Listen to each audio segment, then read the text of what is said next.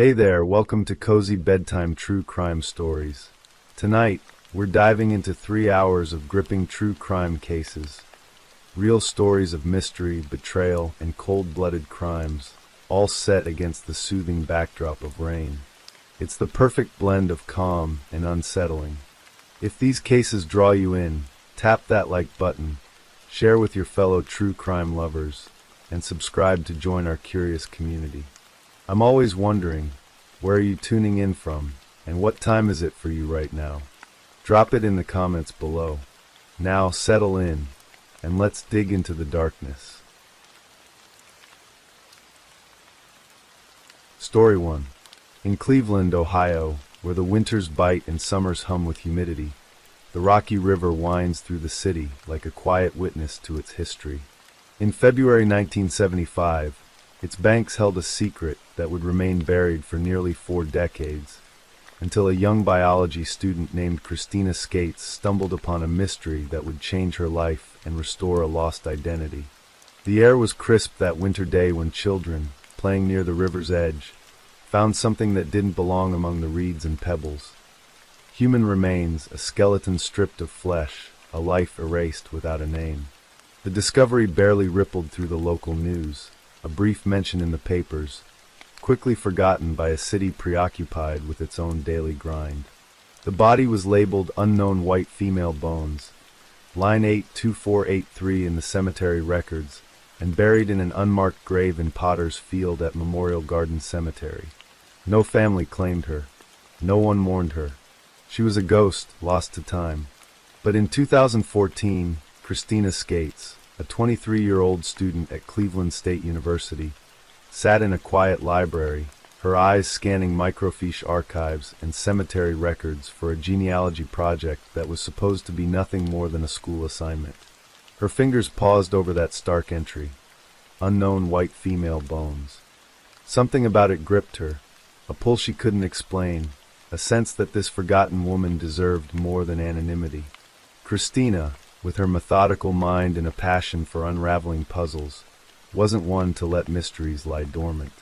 What began as a fleeting curiosity would spiral into a years-long quest, one that would crack open a 40-year-old murder case, expose systemic failures, and give a name back to someone erased from history. This is the story of how Christina Skates, armed with little more than determination and a knack for tracing family trees, solved the impossible, a cold case that had baffled investigators for decades. The library at Cleveland State University was a sanctuary of soft hums and rustling pages, its fluorescent lights casting a sterile glow over rows of bookshelves. Christina Skates sat hunched over a microfiche reader, her dark hair tucked behind her ears, her glasses reflecting the grainy images flickering across the screen. It was a late afternoon in 2014, and the library was nearly empty, save for a few students cramming for exams. Christina, a biology major with a penchant for precision, had always found solace in the meticulous. Her classmates knew her as the one who could spend hours cross-referencing data, piecing together patterns others overlooked. Genealogy was her side passion, a hobby that satisfied her need to connect dots across generations. She'd traced her own family back to 18th century Ireland, delighting in the stories she uncovered, tales of farmers, immigrants, and quiet lives etched into faded records. That day, her assignment was simple: explore local cemetery records for a project on genealogical research methods. She scrolled through the digital archives of Memorial Garden Cemetery, a place where Cleveland buried its unclaimed, its forgotten. The entries were clinical, almost cruel in their brevity: names, dates, causes of death when known. Then line 82,483 stopped her cold. Unknown white female bones. February 5th, 1975. No name, no story, just a void. Christina leaned closer, her breath catching. She'd seen plenty of unmarked graves in her research, paupers, stillborns, the homeless, but this felt different. This wasn't just an unclaimed body. This was someone who had been murdered, her remains found by children, her life reduced to a single line in a ledger. She jotted down the details in her notebook, her handwriting neat but hurried. Who was this woman? Why had no one claimed her? The questions gnawed at her, and she couldn't shake the image of those bones, lying cold and alone by the rocky river. She pushed the microfiche aside and opened her laptop, searching for any mention of a body found in Cleveland in February 1975. The results were dishearteningly sparse. A brief article in the Plain Dealer mentioned the discovery. Children playing near the rocky river had stumbled upon skeletal remains, partially buried in the muddy bank. The police had investigated, but with no identification, no missing persons reports matching the description, and no immediate leads. The case had gone cold almost as soon as it was opened. The article noted that the remains suggested a young woman, likely in her 20s, and that the cause of death was undetermined but suspected to be homicide. That was it. No follow-up stories, no public outcry. Just a fleeting mention, buried in the back pages. Christina felt a pang of frustration. In 1975, Cleveland was a city in flux, its industrial heart still beating but starting to falter.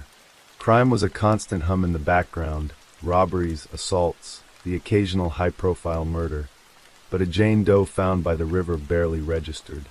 The police had done what they could with the tools of the time. Dental records were checked, but no match was found.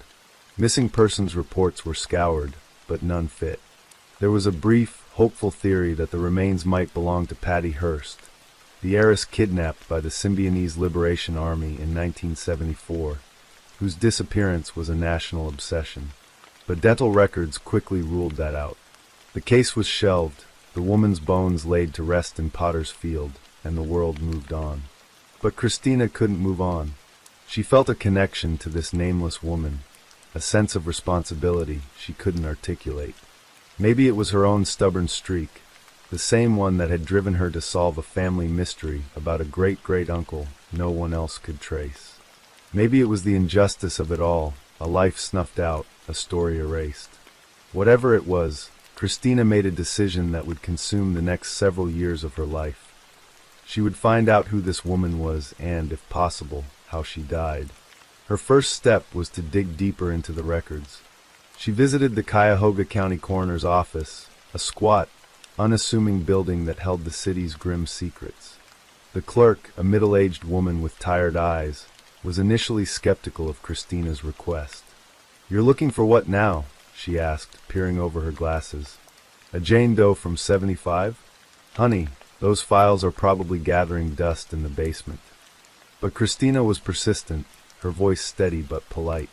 She explained her project, emphasizing her academic credentials and her experience in genealogy. After some cajoling, the clerk relented, leading her to a storage room stacked with boxes of yellowing files. The air smelled of mildew and old paper, and the fluorescent lights flickered overhead. Christina spent hours sifting through records, her fingers smudged with dust, until she found the file labeled Jane Doe, Rocky River, 1975. It was thinner than she'd hoped, containing just a few pages. A coroner's report, a police summary, and a grainy photograph of the site where the remains were found. The coroner's report noted that the skeleton was that of a female, estimated to be between 20 and 30 years old, with no obvious signs of trauma on the bones. The cause of death was listed as undetermined possible homicide, a vague conclusion that reflected the limitations of 1970s forensic science. The police report added little more. The remains were found by two boys, aged 10 and 12, who had been exploring the riverbank. There were no personal effects, no clothing, nothing to hint at who she was or how she ended up there. Christina took meticulous notes, photographing each page with her phone. The lack of evidence was frustrating, but it also fueled her determination. If the police couldn't solve this in 1975, she would use the tools of the modern era, databases, DNA analysis, and the vast digital archives of the internet. She returned to the library, diving into newspaper archives again, hoping to find something the police had missed. She cross-referenced missing persons reports from Ohio and neighboring states, looking for women in their 20s who vanished around 1974 or 1975. The process was slow, like piecing together a puzzle with half the pieces missing. Many records from that era were incomplete, and missing persons cases were often poorly documented, especially for women who might have been transients, runaways, or otherwise on the margins of society. Weeks turned into months, and Christina's project became an obsession. She spent her evenings in her small apartment, surrounded by stacks of genealogy books and her laptop glowing with open tabs. Her roommate, Sarah, a cheerful nursing student, would tease her gently. "You're like a detective in one of those crime shows," she'd say, peering over Christina's shoulder at a screen full of Ancestry.com searches. But Sarah saw the fire in Christina's eyes, the way she lit up when she talked about her Jane Doe. It wasn't just a project anymore, it was a mission. Christina's breakthrough came when she discovered the power of genetic genealogy. In 2014, DNA databases like GeneMatch were gaining traction among amateur genealogists, allowing users to upload DNA profiles and find matches with distant relatives. And Christina saw its potential for her Jane Doe. The problem was accessing the DNA. The coroner's office had retained bone samples from the 1975 case, but getting permission to test them was a bureaucratic nightmare. Christina reached out to the Cleveland Police Department's cold case unit, a small team of overworked detectives who were initially dismissive. "We've got dozens of cases like this," one detective told her over the phone, his voice gruff but not unkind. "What makes you think you can crack this one?" "I don't know if I can," Christina admitted, her voice steady. "But I have to try. She deserves a name." The detective, a man named Paul Riley, softened at her sincerity. He'd seen plenty of armchair sleuths come and go, but there was something about Christina, her quiet determination, her refusal to give up, that stuck with him. He agreed to help her navigate the system, pulling strings to get the bone samples sent to a forensic lab for DNA extraction. It was a long shot, but if they could generate a viable DNA profile, Christina could upload it to GeneMatch and start building a family tree. The lab process was agonizingly slow. Weeks passed with no updates, and Christina threw herself into her studies to keep from obsessing. She was in her final year at Cleveland State, juggling exams and lab work while checking her email obsessively for news from the lab. When the results finally came, they were a mixed bag. The DNA was degraded, but the lab had managed to extract enough to create a partial profile. It wasn't perfect, but it was enough to work with. Christina uploaded the profile to GeneMatch, her heart pounding as the system processed the data. Matches began to appear, distant cousins, fourth or fifth removed, their connections to the Jane Doe faint but traceable. Building the family tree was like assembling a mosaic from scattered shards. Christina spent hours mapping out relationships, cross-referencing names with birth records, marriage licenses, and obituaries. She reached out to potential relatives, carefully wording her emails to avoid alarming them. "I'm working on a genealogy project," she'd write, "and I think you might be related to someone I'm researching." Most responses were polite but unhelpful. Many people didn't know their own family history beyond a generation or two. But one match, a woman named Linda from Pennsylvania, provided a crucial clue. Linda's great-grandmother had a sister who'd moved to Ohio in the 1960s, a woman named Margaret who had a daughter named Susan. Susan, Linda recalled, had run away from home as a teenager and was never heard from again. Christina's pulse quickened as she dug into Susan's story. Susan Marie Thompson, born in 1952, had grown up in a working-class neighborhood in Akron. Her father was a factory worker, her mother a homemaker who struggled with alcoholism. Susan was a bright but rebellious teenager, drawn to the counterculture of the early 1970s. She left home at 17, telling her family she was heading to Cleveland to start a new life. Her parents filed a missing persons report in 1973, but the trail went cold. The police assumed she'd run off to join a commune or follow a boyfriend, a common story in an era when young people often slipped through society's cracks. The pieces were starting to fit. Susan's age matched the coroner's estimate, and her disappearance in 1973 aligned with the timeline of the remains found in 1975. Christina contacted Detective Riley, who pulled the old missing persons file on Susan Thompson. The file included a description: 5 feet 4 inches, brown hair, blue eyes, a small scar on her left knee from a childhood accident. The Jane Doe skeleton had shown no such scar, but bones alone couldn't confirm or deny it. What they needed was a DNA match. Christina tracked down Susan's younger sister, Diane, who was living in Florida. Diane was wary when Christina called, her voice thick with years of unresolved grief. "We gave up hope a long time ago," Diane said, her words clipped. "If you're trying to sell me something, I'm not interested." "I'm not selling anything," Christina said gently. "I think I might have found your sister." There was a long pause on the line, followed by a shaky exhale. Diane agreed to provide a DNA sample, a simple cheek swab that could confirm whether the Jane Doe was Susan. The sample was sent to the lab, and Christina waited, her nerves frayed. She tried to focus on her classes, but her thoughts kept drifting to Susan, imagining her life.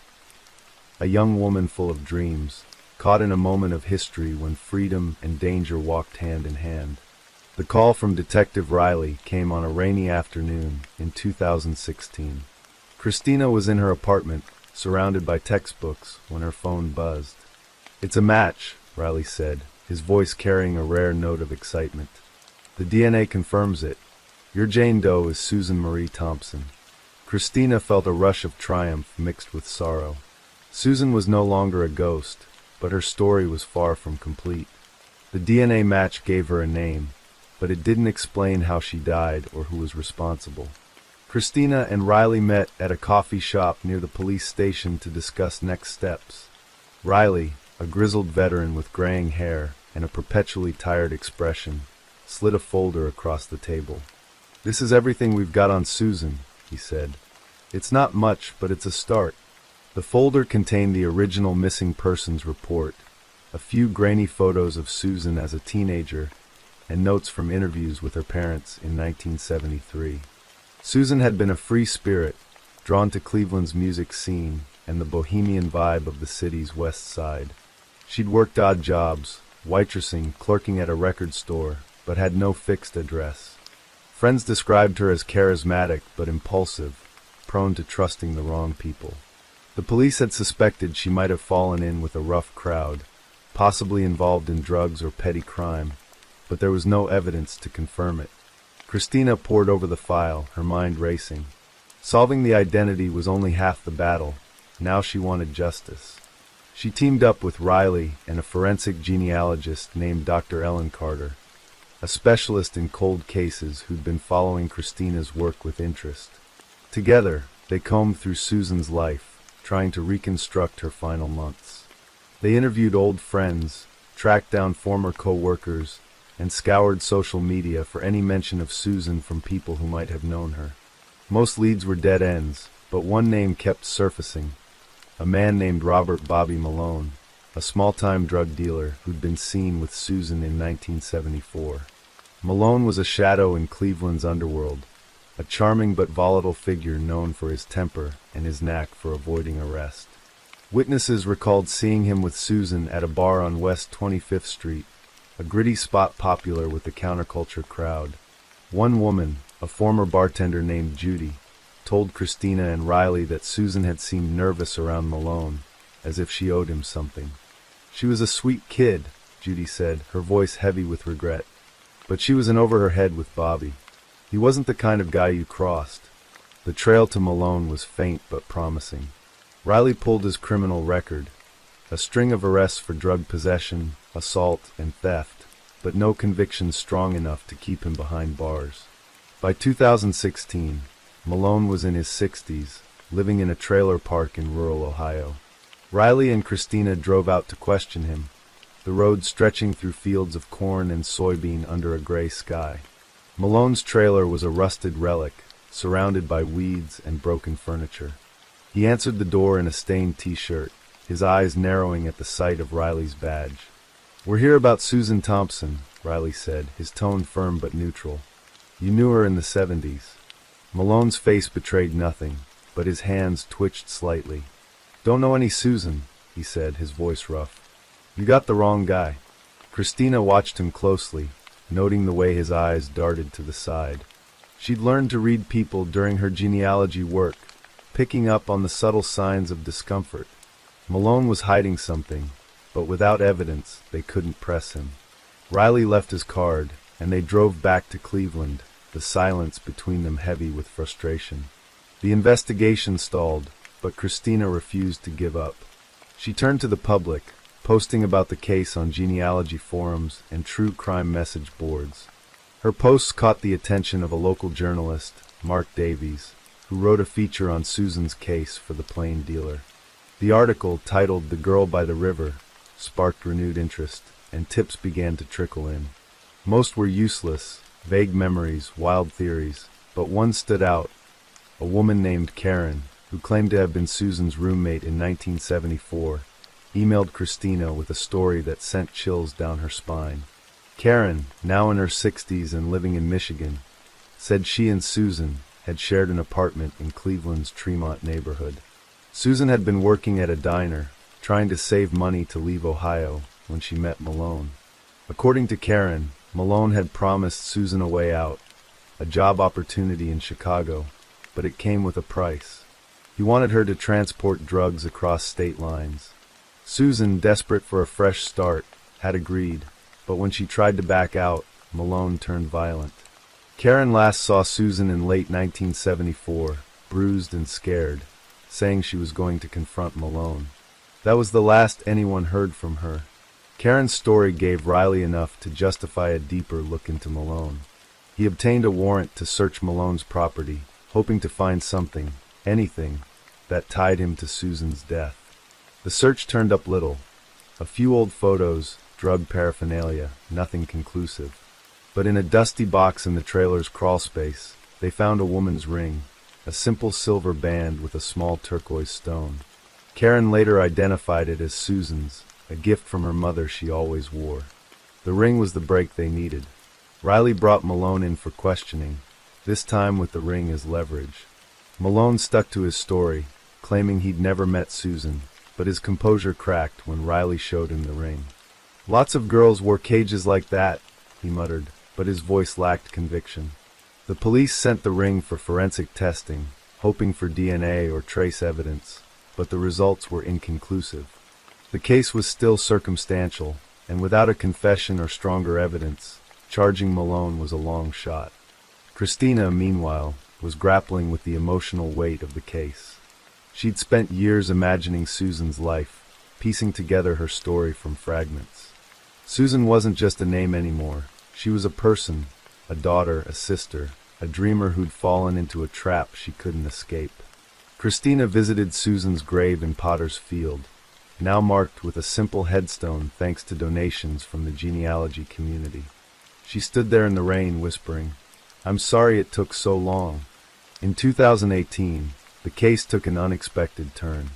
A retired detective, Tom Wheeler, contacted Riley after reading the Plain Dealer article. Wheeler had worked the Jane Doe case in 1975 and remembered a detail that never made it into the official reports. A witness, a truck driver, had reported seeing a young woman matching Susan's description arguing with a man near the Rocky River a few days before the remains were found. The man had driven a beat-up Chevy, similar to one Malone was known to own in the 1970s. The witness had been deemed unreliable at the time. His story was vague, and he'd been drinking, but Wheeler had always regretted not following up. Riley tracked down the truck driver, now an elderly man living in West Virginia. His memory was fuzzy, but he confirmed the details. A young woman, scared and yelling, and a man who looked like he was in control. It wasn't enough for a conviction, but it strengthened the case against Malone. Riley and Christina built a timeline, piecing together Susan's last days. Her argument with Malone, her disappearance, the discovery of her remains. They theorized that Malone had killed her, perhaps in a fit of rage, and dumped her body by the river, where it lay undiscovered until the children found it. In 2019, the Cuyahoga County Prosecutor's Office reviewed the case. The evidence was still circumstantial, no murder weapon, no DNA linking Malone directly to the crime. But the ring, the witness accounts, and Karen's testimony painted a compelling picture. Malone was charged with second-degree murder, a decision that made headlines across Ohio. Christina sat in the courtroom during the trial, her heart pounding as the prosecution laid out the case. Malone, now frail and gray, maintained his innocence, his lawyer arguing that the evidence was too thin, the memories too old. The defense leaned heavily on the lack of forensic proof, painting Susan as a troubled runaway who could have met any number of fates. The trial was a grueling 3 weeks, each day a battle of narratives. Christina testified about her role in identifying Susan, her voice steady as she described the years of work that led to the DNA match. Diane, Susan's sister, took the stand, her eyes red with tears as she spoke of the sister she'd lost. The jury deliberated for 2 days, and when they returned, the courtroom was silent. "Not guilty," the foreman said, and Christina felt the air leave her lungs. Malone walked free, his face unreadable as he left the courthouse. The verdict was a blow, but Christina refused to let it define the case. She had given Susan her name back, a victory that mattered more than she could have imagined when she started. She worked with Diane to organize a memorial for Susan, held at Memorial Gardens Cemetery on a bright spring day in 2020. Friends, family, and strangers who'd followed the case gathered to honor a woman they'd never known, but whose story had touched them. Christina spoke at the memorial, her voice breaking as she read a poem she'd written for Susan. "You were more than bones by the river, more than a name lost to time. You were a daughter, a dreamer, a light that refused to fade. We see you now." After the memorial, Christina sat with Diane by Susan's grave, the new headstone gleaming in the sunlight. "Thank you," Diane said, her hand squeezing Christina's. "You brought her back to us." Christina nodded, her throat tight. She hadn't caught Susan's killer, but she had done something perhaps more profound. She had reclaimed a life from the shadows. The case of Susan Marie Thompson remains unsolved, a reminder of the limits of justice and the power of persistence. For Christina Skates, now a forensic genealogist working on other cold cases, the journey began with a single line in a cemetery record and ended with a truth that echoed beyond the grave. Susan was no longer Jane Doe. She was home. Story 2. The morning of November 30th, 2004, dawned cold and crisp along the Vaal River, where the flat, open landscape of Lindequestrif, South Africa, stretched beneath a sky that seemed to hold its breath. The air carried the faint tang of damp earth and wood smoke, mingling with the laughter and chatter of a small group of campers at the Van Bo Resort. Among them was Dawn Violet Byrne, a 23-year-old woman whose life, until that moment, had been a quiet tapestry of modest dreams and deep friendships.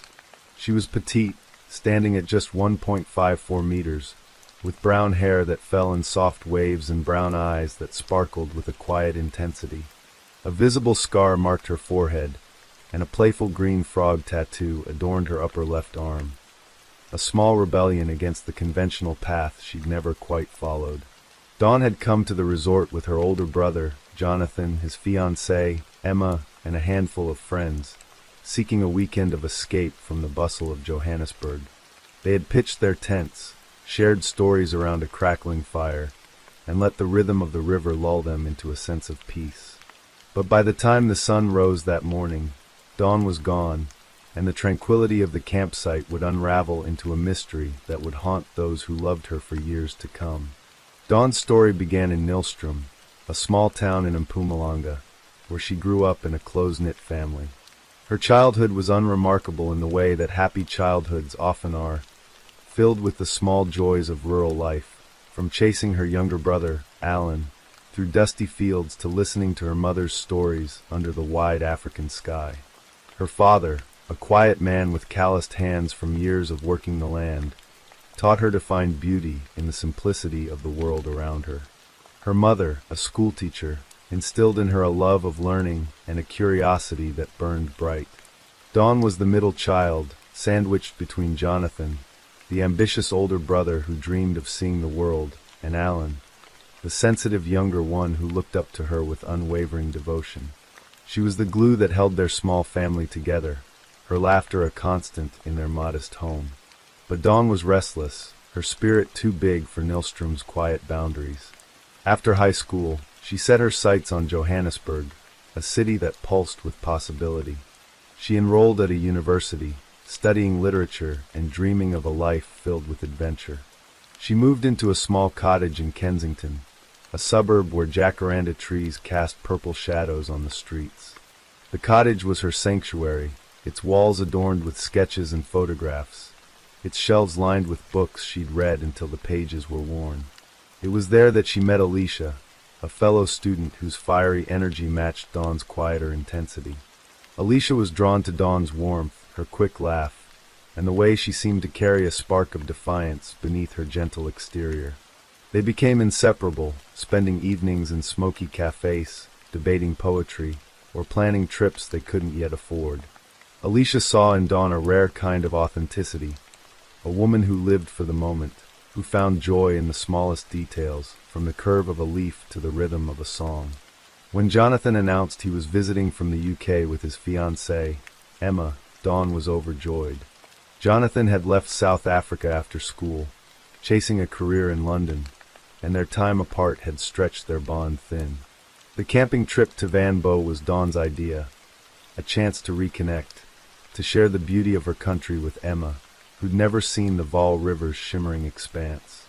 Alicia was meant to join them, but a bout of bronchitis kept her in Johannesburg, coughing and miserable. "Go without me," she told Dawn over the phone, her voice hoarse. "I'll be fine. Just don't do anything stupid, okay?" Dawn laughed, promising to bring back stories and a sunburn. The group, Jonathan, Emma, Dawn, and 3 friends from Johannesburg, piled into 2 cars and drove to Lindequestriff, a 2-hour journey through rolling hills and open plains. Van Bo was everything Dawn had hoped for. The resort was rustic, its grounds dotted with tents and caravans, the river glinting like a ribbon of silver in the distance. They arrived on November 27, 2004, their cars kicking up clouds of dust as they pulled into the campsite. Dawn was in high spirits, her laughter echoing as she helped set up the tents, her hands deft as she drove stakes into the ground. Jonathan watched her, marveling at how she seemed lighter than she had in years, as if the weight of city life had lifted in the open air.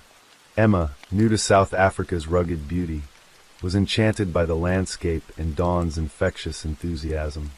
The group spent their days hiking along the river, their boots sinking into the soft earth, and their evenings around a fire, passing bottles of beer and sharing stories. Dawn, with her knack for storytelling, held them spellbound with tales of her childhood in Nilström, her voice rising and falling like the river itself. On the night of November 29th, the group stayed up late, the fire casting long shadows across the campsite. They'd had a few drinks, the kind of easy indulgence that comes with being young and carefree. Dawn, usually the life of the group, was quieter than usual, her gaze drifting to the dark expanse beyond the firelight. Jonathan noticed but thought little of it. She was often introspective, prone to moments of quiet reflection. Emma, caught up in the group's laughter, later recalled Dawn sitting slightly apart, her knees drawn up, her eyes fixed on the horizon. The other campers, friends from Johannesburg who knew Dawn less intimately, didn't notice anything amiss. They went to bed around midnight, the fire reduced to embers, the night silent but for the soft rush of the river. When Jonathan woke at dawn, the campsite was still, the air heavy with dew. He unzipped his tent, expecting to see Dawn already up, perhaps brewing coffee or walking by the river.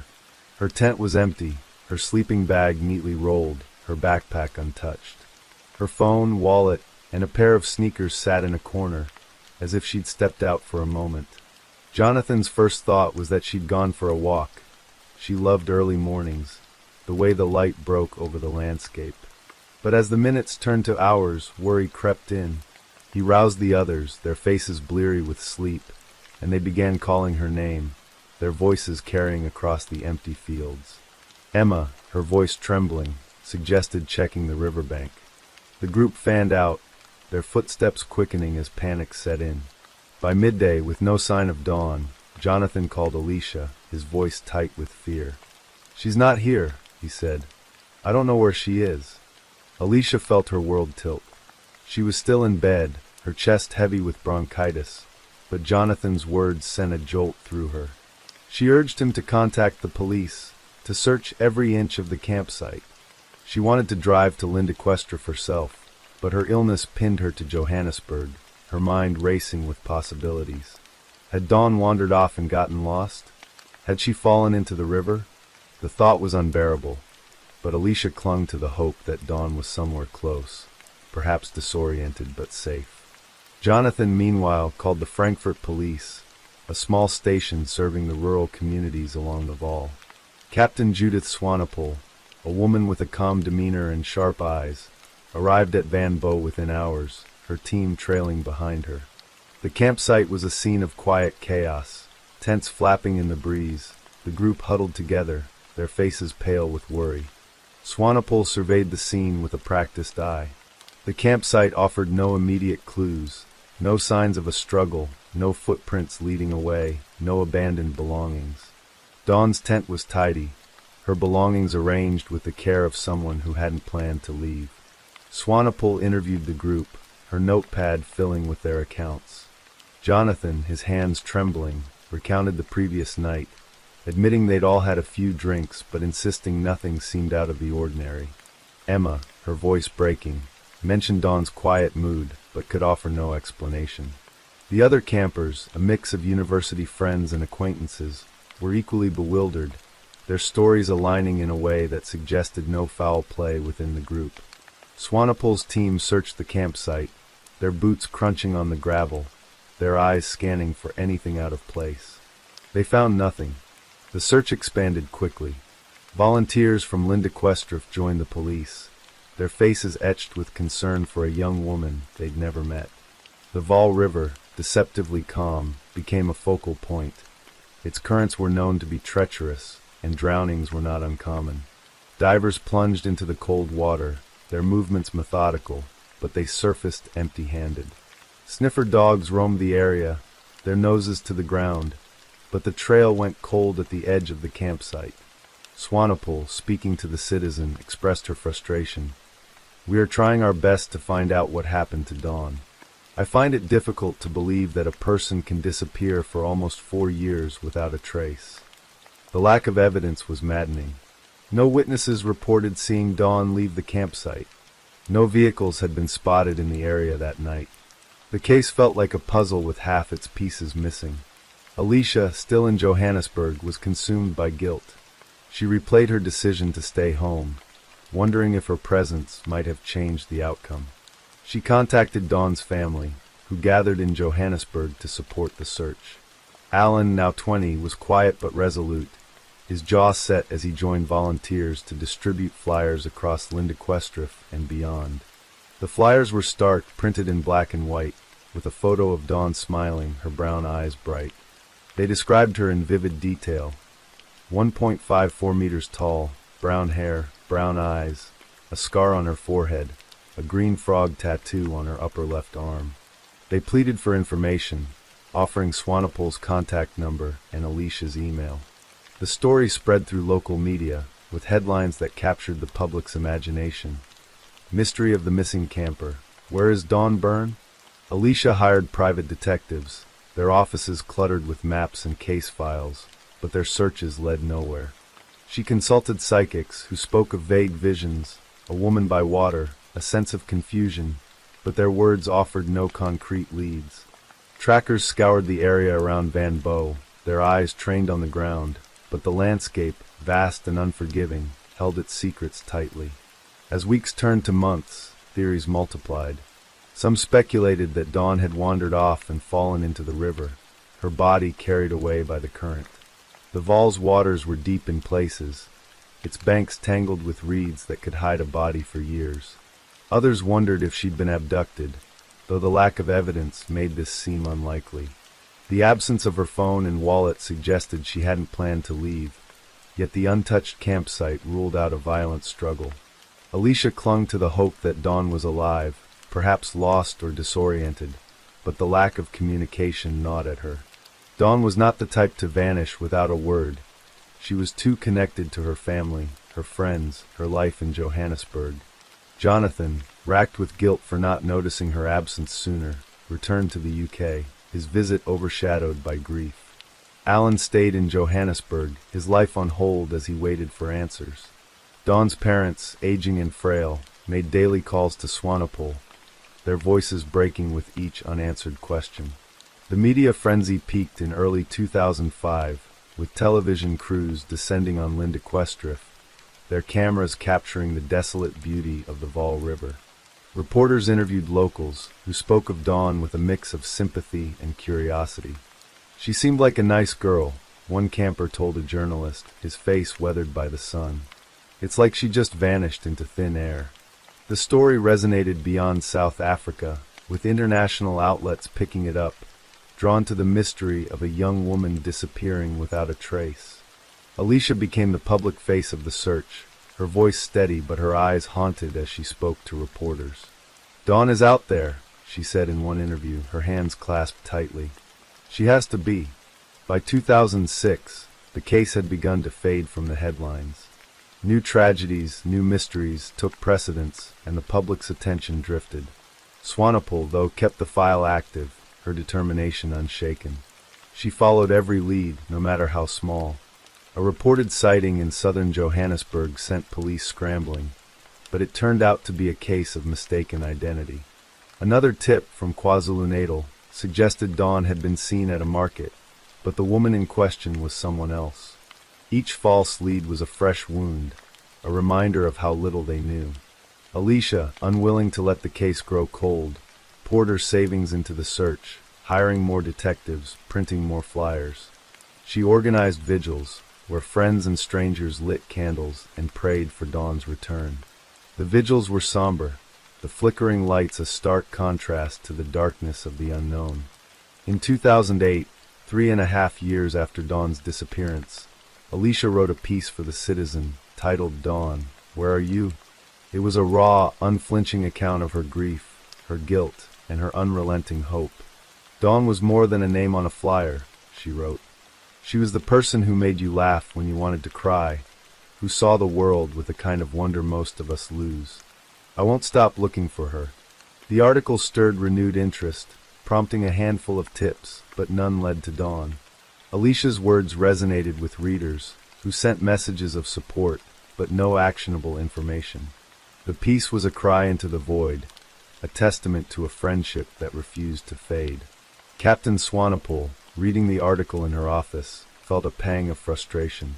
She had seen cases like this before, missing persons who left no trace, no closure. But Dawn's case felt personal, a puzzle she couldn't let go. The years stretched on, each one heavier than the last. By 2010, Dawn would have been 29, an age that felt impossibly distant from the vibrant 23-year-old who had vanished. Alicia, now working as a teacher, kept Dawn's memory alive in small ways. A photo on her desk, a green frog pendant she wore around her neck.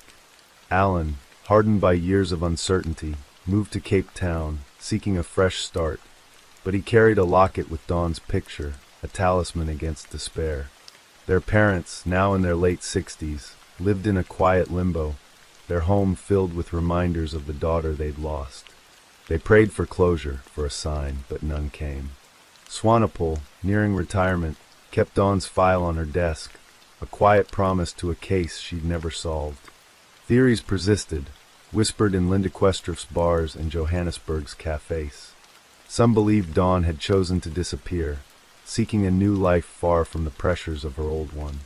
But those who knew her dismissed this. She was too close to her family, too rooted in her friendships, to walk away without a word. Others clung to the river theory, imagining her swept away in the dark, her body lost to the Vaal's depths.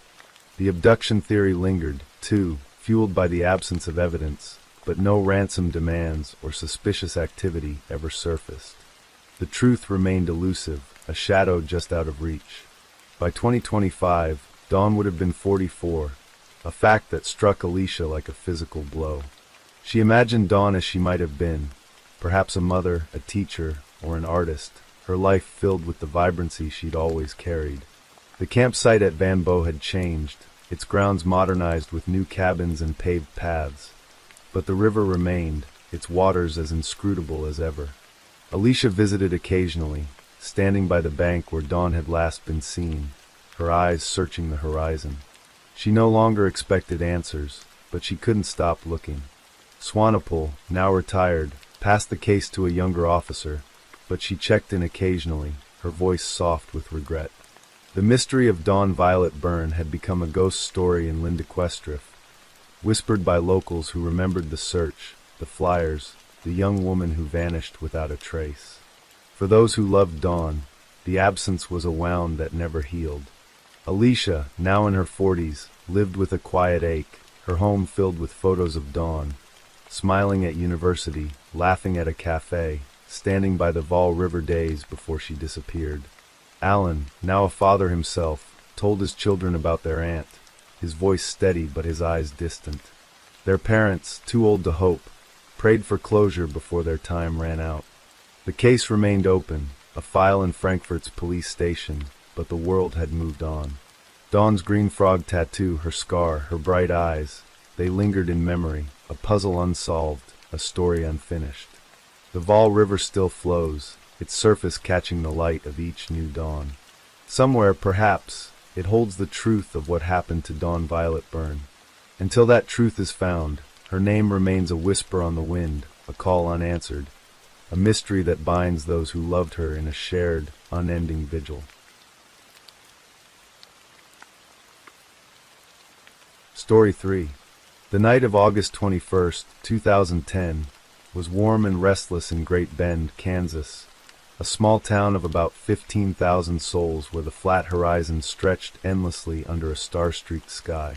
Alicia DeBalt, a 14-year-old with a cheerleader's energy and a smile that could light up a room, slipped out of her home at 9:10, Stone Street just before midnight. She was dressed for a party, her heart buzzing with the excitement of a weekend before her freshman year at Great Bend High School.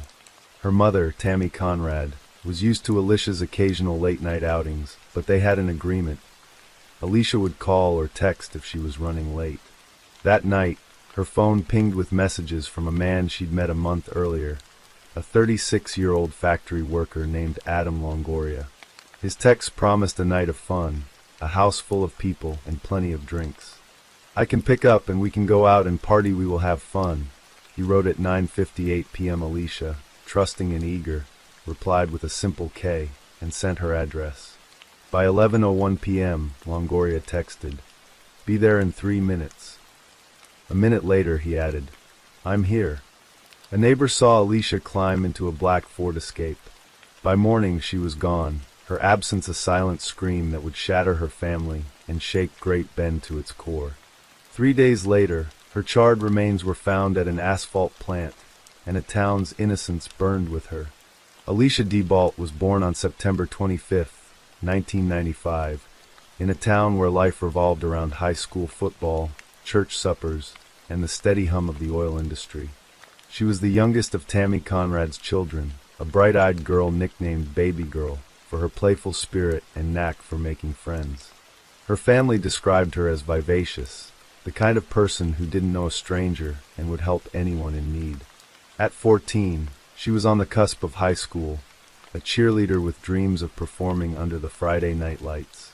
Her room was a collage of teenage life, posters of pop stars, pom-poms in the corner, and a diary filled with hopes for the future. Great Bend, nestled in the heart of Kansas, was a place where everyone knew everyone, and Alicia's warmth made her a beloved figure among her peers. She was excited about the Great Bend High School Booster Club dinner scheduled for August 22nd, an event she'd been talking about for weeks. But that night, she missed it, and her absence set off alarms. Tammy Conrad woke on Sunday morning to an empty house. Alicia's bed was untouched, her phone silent. Panic crept in as Tammy called her daughter's friends, hoping Alicia had crashed at someone's place. But no one had seen her since she left for the party.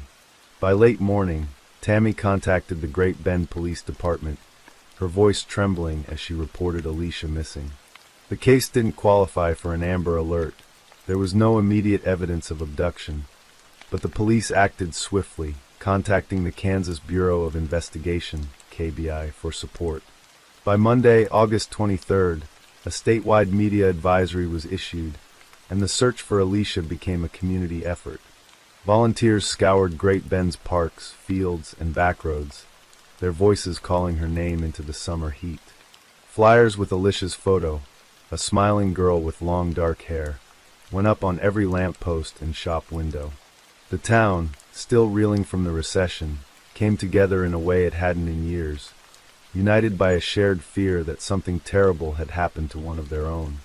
The investigation zeroed in on Adam Longoria, a man whose name surfaced early in the case. Longoria, born in 1974, was a 36-year-old employee at Venture Corporation, an asphalt plant just south of Great Bend. He had a troubled past, having spent much of his adult life in prison for various offenses, including theft and drug charges. Released in 2005, he'd settled in Great Bend, working manual labor jobs and living with his girlfriend, Eva Brown. In July 2010, at a birthday party for Eva, Longoria met Alicia. Prosecutors would later describe him as immediately obsessed with the teenager, a fixation that grew over weeks of relentless texting. He showered her with attention, offering mixed drinks and promises of being his girl. Alicia, young and impressionable, was drawn to his confidence, unaware of the danger lurking behind his words. To her, he was an older friend, someone who made her feel grown up. To him, she was a target. On August 24th, the search ended in tragedy. Workers at the Venture Corporation asphalt plant discovered a body behind a pile of gravel, so badly burned that dental records were needed to confirm it was Alicia. Traces of duct tape clung to her ankles and face, a grim clue to her final moments. The news hit Great Bend like a thunderclap. Over 2,000 people gathered for a vigil on August 29th, holding candles and weeping for the girl they called Baby Girl. Tammy, her face etched with grief, stood among them, clutching a photo of Alicia in her cheerleader uniform. The community's shock turned to anger as details emerged. Longoria had been arrested that day, caught driving a white Ford Explorer stolen from Venture Corporation. He was initially charged with vehicle theft and burglary, but the police were building a larger case. Evidence was mounting, text messages, surveillance footage, and whispers of DNA found at the scene. Detective Brian Doherty, a seasoned officer with the Great Bend Police Department, led the investigation. He was a man of few words, his eyes shadowed by years of seeing the worst in people. The text messages between Longoria and Alicia, recovered from her phone, painted a chilling picture. At 9:58 p.m. on August 21st, Longoria had texted, "I have 5 bottles and 5 cases of beer in one house, and there will be lots of people." Alicia's reply was a single letter, K. At 10:59 p.m., he texted, "Be there in 3 minutes," followed by "I'm here a minute later." The last signal from Alicia's phone was at 11:40 p.m. A neighbor confirmed seeing a black Ford Escape, matching Eva Brown's vehicle. Outside Alicia's house around 11 p.m., Doherty's team dug deeper, uncovering surveillance footage from a convenience store where Longoria bought $1.32 worth of gasoline that night. The purchase, small but damning, suggested a plan to destroy evidence. Eva Brown's testimony would prove pivotal. She told investigators that Longoria came home around 12:30 a.m. on August 22nd, reeking of gasoline. Her black Ford Escape, which she'd lent him, smelled of fuel the next morning. She recalled him washing his clothes that night, an unusual act, and later shredding a t-shirt, asking her to dispose of it.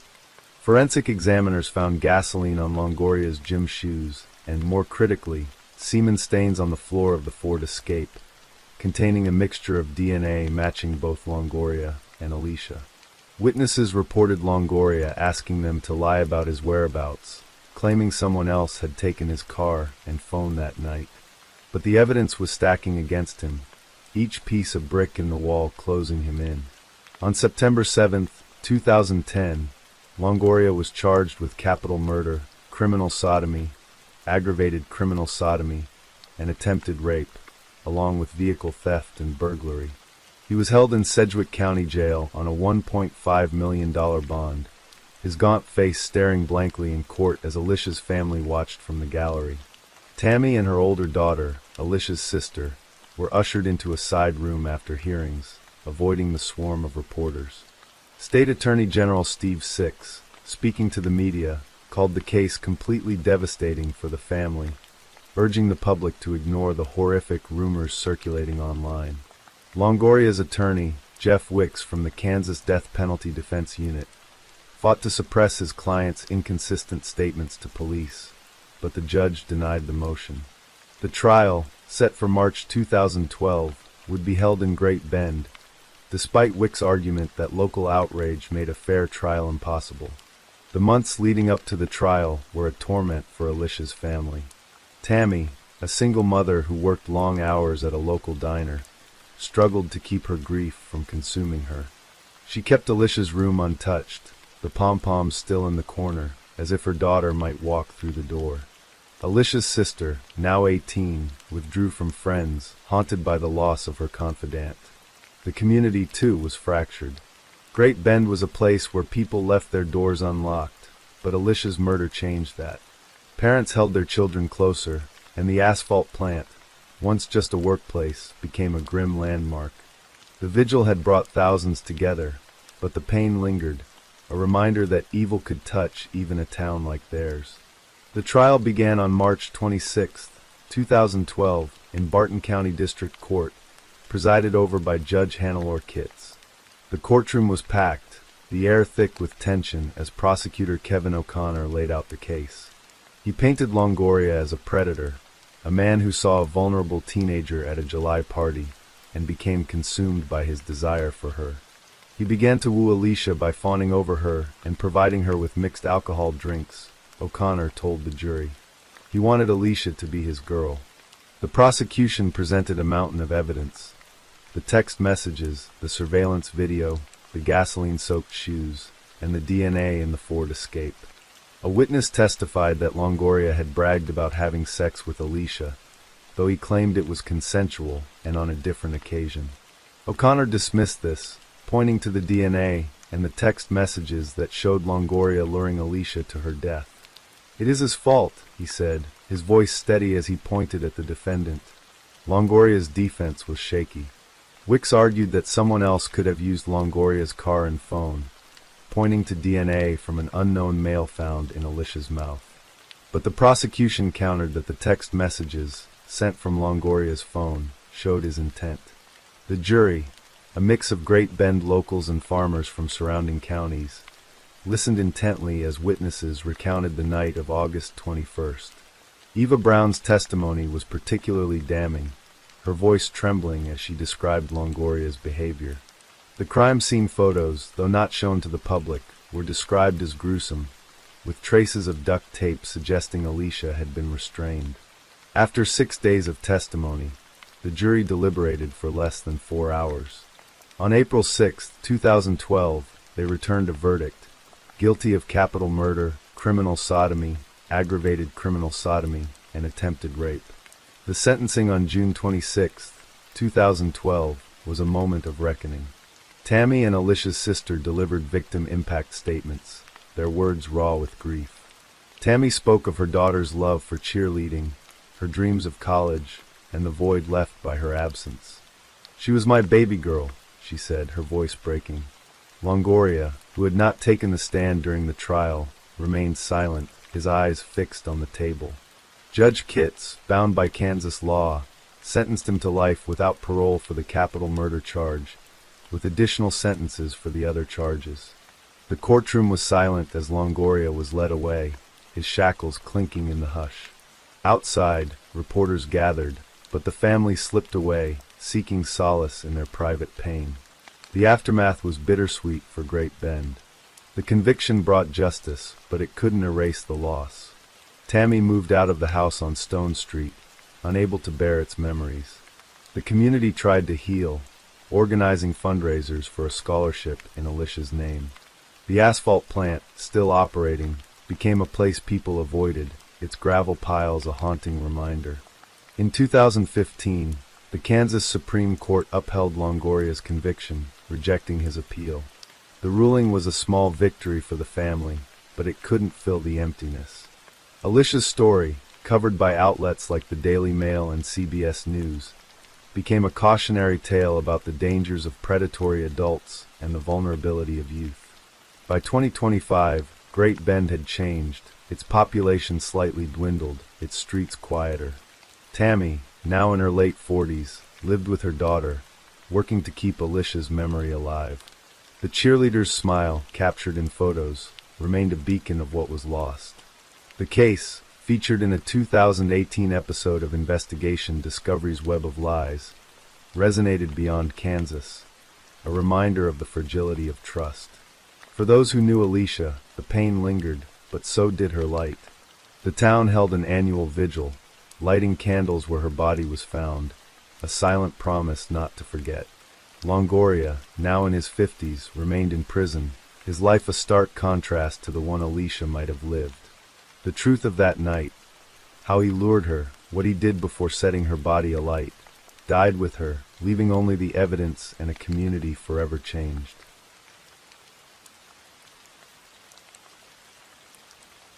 Story 4. In the quiet coastal town of Hermanus, South Africa, where the Atlantic Ocean whispers secrets to the rugged cliffs, and the air carries the faint tang of salt, life unfolds at a leisurely pace. Fishermen cast their nets at dawn, tourists amble along the shorelines marveling at the southern right whales, and locals exchange pleasantries in the shadow of mountains that seem to cradle the town in their ancient embrace. It was here, in this seemingly idyllic setting, that a tragedy unfolded, one that would ripple through the community, leaving scars that time could only hope to soften. The story of Anthony Gerald Brewer, a man whose name became synonymous with a chilling crime, is not just a tale of violence, but a haunting exploration of human fragility, hidden motives, and the unrelenting pursuit of justice. The morning of August 15, 2018, began like any other in Hermanus. The sun rose over the horizon, painting the sky in hues of pink and gold, while the town stirred to life. In a modest home on the outskirts, where the scent of feignbass mingled with the ocean breeze, 65-year-old Geraldine Brewer prepared breakfast. Her hands moved with the practiced ease of someone who had spent decades nurturing a family. She hummed softly, a tune from her youth, as she sliced bread and set the kettle to boil. Geraldine was a woman of quiet strength, her silver hair pulled back in a neat bun, her eyes carrying the warmth of a life well lived. She was a mother, a grandmother, a pillar of her small community, known for her kindness and her unwavering devotion to her family. Her husband, Anthony Gerald Brewer, was already awake, sitting at the kitchen table with a cup of coffee. At 67, Anthony was a man of contrasts. His weathered hands spoke of years spent working as a mechanic, while his reserved demeanor hinted at a mind that kept its thoughts closely guarded. To neighbors, he was polite but distant, a man who preferred the solitude of his garage to the chatter of social gatherings. Yet, to Geraldine, he was her partner of over 4 decades, the father of their children, and the steady presence in their shared life. Their marriage, like any, had its ebbs and flows, but on this morning, nothing seemed amiss. The couple exchanged few words, their silence comfortable, born of years spent together. But beneath this ordinary scene, something darker simmered. It was a tension that had been building, imperceptible to the outside world, perhaps even to Geraldine herself. Anthony had been wrestling with demons, financial strain, the weight of aging, and a growing sense of discontent that gnawed at him in the quiet hours. These were not the grand, dramatic conflicts of a crime novel, but the slow, insidious pressures that can erode a person's spirit over time. And on that August morning, those pressures would erupt in a way that would shatter lives and leave a community in disbelief. As Geraldine turned to pour the boiling water into a teapot, Anthony stood abruptly, his chair scraping against the linoleum floor. The sound was sharp, jarring in the stillness of the morning. Geraldine glanced at him, her brow furrowing slightly, but before she could speak, Anthony's hand reached for a knife on the counter. A simple kitchen knife, its blade glinting faintly in the morning light. What happened next was swift and brutal. With a ferocity that seemed to come from a place beyond reason, Anthony attacked his wife, the blade finding her again and again. Geraldine's screams pierced the air, but they were Fleming, drowned out by the relentless violence. Within moments, she collapsed, her life slipping away as blood pooled on the kitchen floor, staining the tiles she had scrubbed clean just the day before. The house fell silent. Anthony stood over his wife's body, his breath ragged, the knife still in his hand.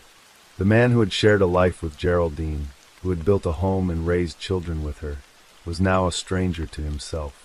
What had driven him to this act? Was it a sudden explosion of rage, a culmination of years of unspoken grievances, or something deeper, more unfathomable?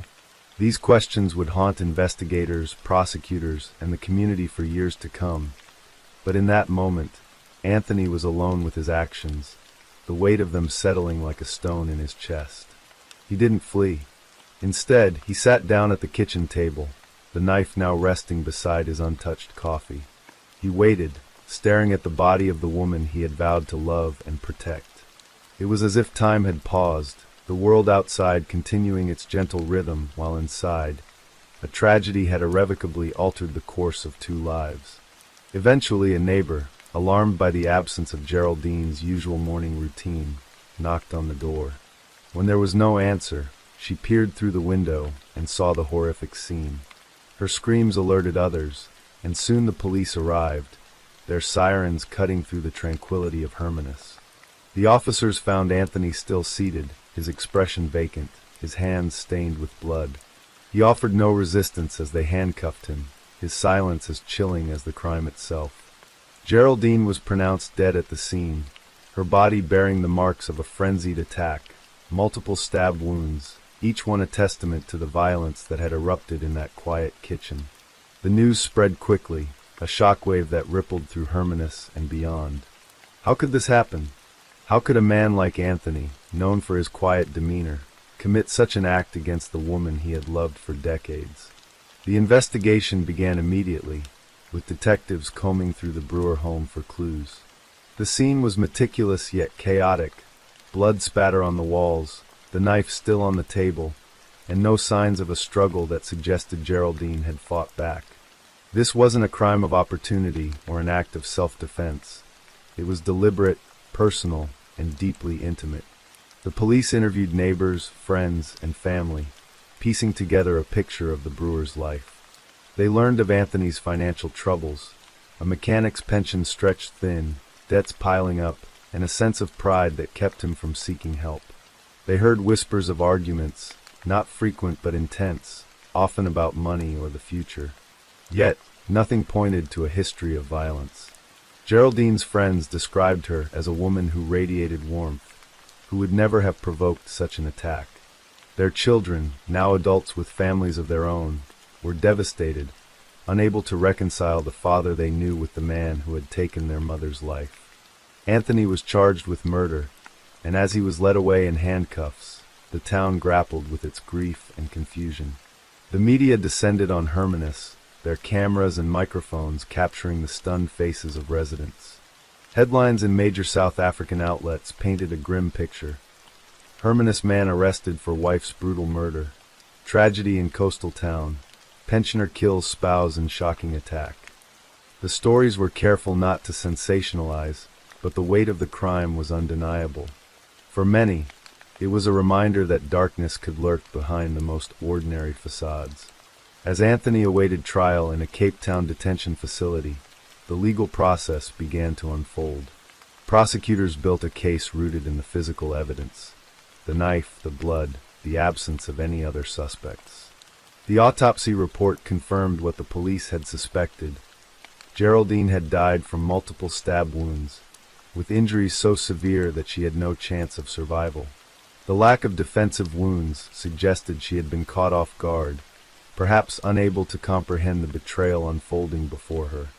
The prosecution's narrative was straightforward. This was a premeditated act, driven by a man who had reached a breaking point and chosen violence as his outlet. Anthony's defense team, however, painted a different picture. They argued that he had suffered from undiagnosed mental health issues, exacerbated by financial stress and the isolation of retirement. They introduced evidence of his behavior in the weeks leading up to the crime: sleepless nights, irritability, and moments of disorientation reported by close family members.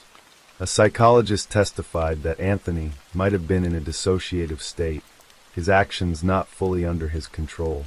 The defense didn't deny the act, but sought to frame it as a tragedy born of mental anguish rather than malice. They pleaded for a lesser charge, perhaps manslaughter, arguing that Anthony was not a cold-blooded killer, but a man broken by circumstances. The trial, held in the Western Cape High Court in 2019, was a somber affair. The courtroom was packed with reporters, family members, and curious locals, all drawn to the case that had shattered the illusion of Hermanus as a haven of peace. Anthony sat quietly, his face gaunt, his eyes rarely meeting those of the spectators. The prosecution presented a compelling case, their witnesses recounting the horror of the crime scene and the devastating loss of Geraldine, a woman described as the heart of her family. The defense countered with expert testimony on mental health, but their arguments struggled against the stark reality of the evidence. The judge, a stern woman with years of experience, listened intently, her expression unreadable. The community watched closely, torn between sympathy for Geraldine and a reluctant curiosity about Anthony's motives. Some whispered that he had always been off, a man whose silence hid something sinister. Others, who had known him as a neighbor or co-worker, insisted he was incapable of such cruelty, that something must have snapped. The trial became a mirror for the town's own fears and uncertainties, a reminder that the line between ordinary and monstrous is sometimes terrifyingly thin. When the verdict came, it was swift and unequivocal, guilty of murder. The judge's voice was steady as she delivered the sentence: life imprisonment, with no possibility of parole for 25 years. Anthony showed little reaction, his head bowed as he was led from the courtroom. For Geraldine's family, it was a hollow victory. Justice had been served, but it could not bring back the woman whose laughter had once filled their lives. The media reported the outcome with a mix of solemnity and finality, noting the case as a tragic reminder of the hidden struggles that can lurk within any home. In the years that followed, Hermanus tried to heal. The Brewer home was sold, its new owners painting over the memories of that fateful morning. Geraldine's children established a small charity in her name, supporting victims of domestic violence, a cause that felt like a fitting tribute to her memory. Anthony, now in his late 60s, remains in prison, his days marked by routine and regret. Letters from his children, though rare, speak of forgiveness but not forgetting, a delicate balance between love and pain. The case of Anthony Gerald Brewer is not just a story of a crime, but a meditation on the human condition, on how love can coexist with destruction, how ordinary lives can fracture under unseen pressures, and how a single moment can redefine a legacy. For those who walk the streets of Hermanus today, the ocean still whispers, the whales still breach, and life goes on. But the memory of that August morning lingers, a quiet reminder that even in the most serene places, the heart can harbor storms that no one sees coming. Story 5. In the pulsing heart of Berlin, where the night never truly sleeps, the spring of 2012 unfurled like a dark tapestry woven with secrets. The city's nightlife, a vibrant mosaic of techno beats and hedonistic freedom, drew revelers from across the globe.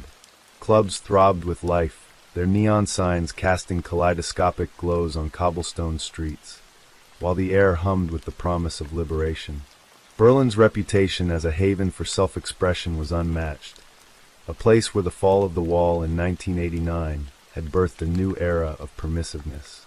Nightclubs stayed open until dawn, and in their shadowy corners, known as darkrooms, strangers sought intimacy under the cloak of anonymity. These spaces, sacred to the city's community, were sanctuaries of freedom, where desire could unfold without judgment. But in the spring of 2012, a shadow crept into these sanctuaries, a predator who would come to be known as the Darkroom Murderer. The story begins in the Friedrichshain district, a gritty yet trendy enclave where artists, students, and clubgoers mingled. On a chilly April evening, the Gross Freiheit 114, a popular gay bar, buzzed with its usual Friday night energy. The air was thick with the scent of spilled beer and sweat, the bass of techno music vibrating through the walls. Patrons laughed, clinked glasses, and disappeared into the back rooms, where the dim lighting offered privacy. Among them was Nicky Miller, a 32-year-old regular known for his infectious smile and penchant for flamboyant wigs. Nicky, who sometimes passed as a woman in high heels and makeup, was a beloved figure in the scene, his warmth drawing people to him like moths to a flame. He worked at a nearby market, his days filled with the chatter of customers, but the nights were his domain, where he could be unapologetically himself. Nicky moved through the crowd with ease, his laughter cutting through the din. He wore a bright red wig that night, paired with a tight shirt that shimmered under the club's strobe lights. Friends waved him over, offering drinks, but Nicky had his sights set on the darkroom, a space where the world outside ceased to exist. It was a place of whispered promises and fleeting connections, a labyrinth of shadows where identities blurred. For Nicky, it was a place to shed the constraints of the day and embrace the freedom of the night. But on this night, April 6th, 2012, that freedom would betray him. Hours later, as the club began to empty, the atmosphere shifted. The music softened, and the crowd thinned, leaving only the stragglers and the staff. Matthias, a bartender with tired eyes and a quick smile, was wiping down the counter when his co-worker, a lanky man named Stefan, burst out from the back rooms. "There's someone back there," Stefan said, his voice tight. "He's not moving." Matthias assumed it was just another patron who'd had too much to drink, a common occurrence in Berlin's all-night scene. Stefan had placed a glass of water beside the man, muttering about returning in 10 minutes to rouse him. But when he went back, the man still hadn't stirred. A cold dread settled over Matthias as he followed Stefan to the darkroom. The man lay sprawled on the floor, his body unnaturally still. The dim light cast eerie shadows across his face, and Matthias's stomach churned as he recognized Nicky's red wig, now slightly askew. "Call the police," he told Stefan, his voice barely above a whisper. The club's manager was already dialing, his hands shaking as he relayed the situation. Within minutes, the gross Freiheit 114 was awash in the stark light of emergency vehicles, their sirens slicing through the night. Paramedics confirmed what Matthias feared. Nicky Miller was dead. The police cordoned off the darkroom, their flashlights sweeping over the scene. There was no blood, no signs of a struggle, no obvious clues to what had happened. Nicky's wallet and phone were missing, suggesting a robbery, but his body bore no marks of violence. The officers, seasoned in Berlin's chaotic nightlife, were puzzled. Could be an overdose, one suggested, but the lack of drug paraphernalia raised doubts. Dr. Sven Hartwig, a coroner with a reputation for meticulousness, arrived at the morgue later that night.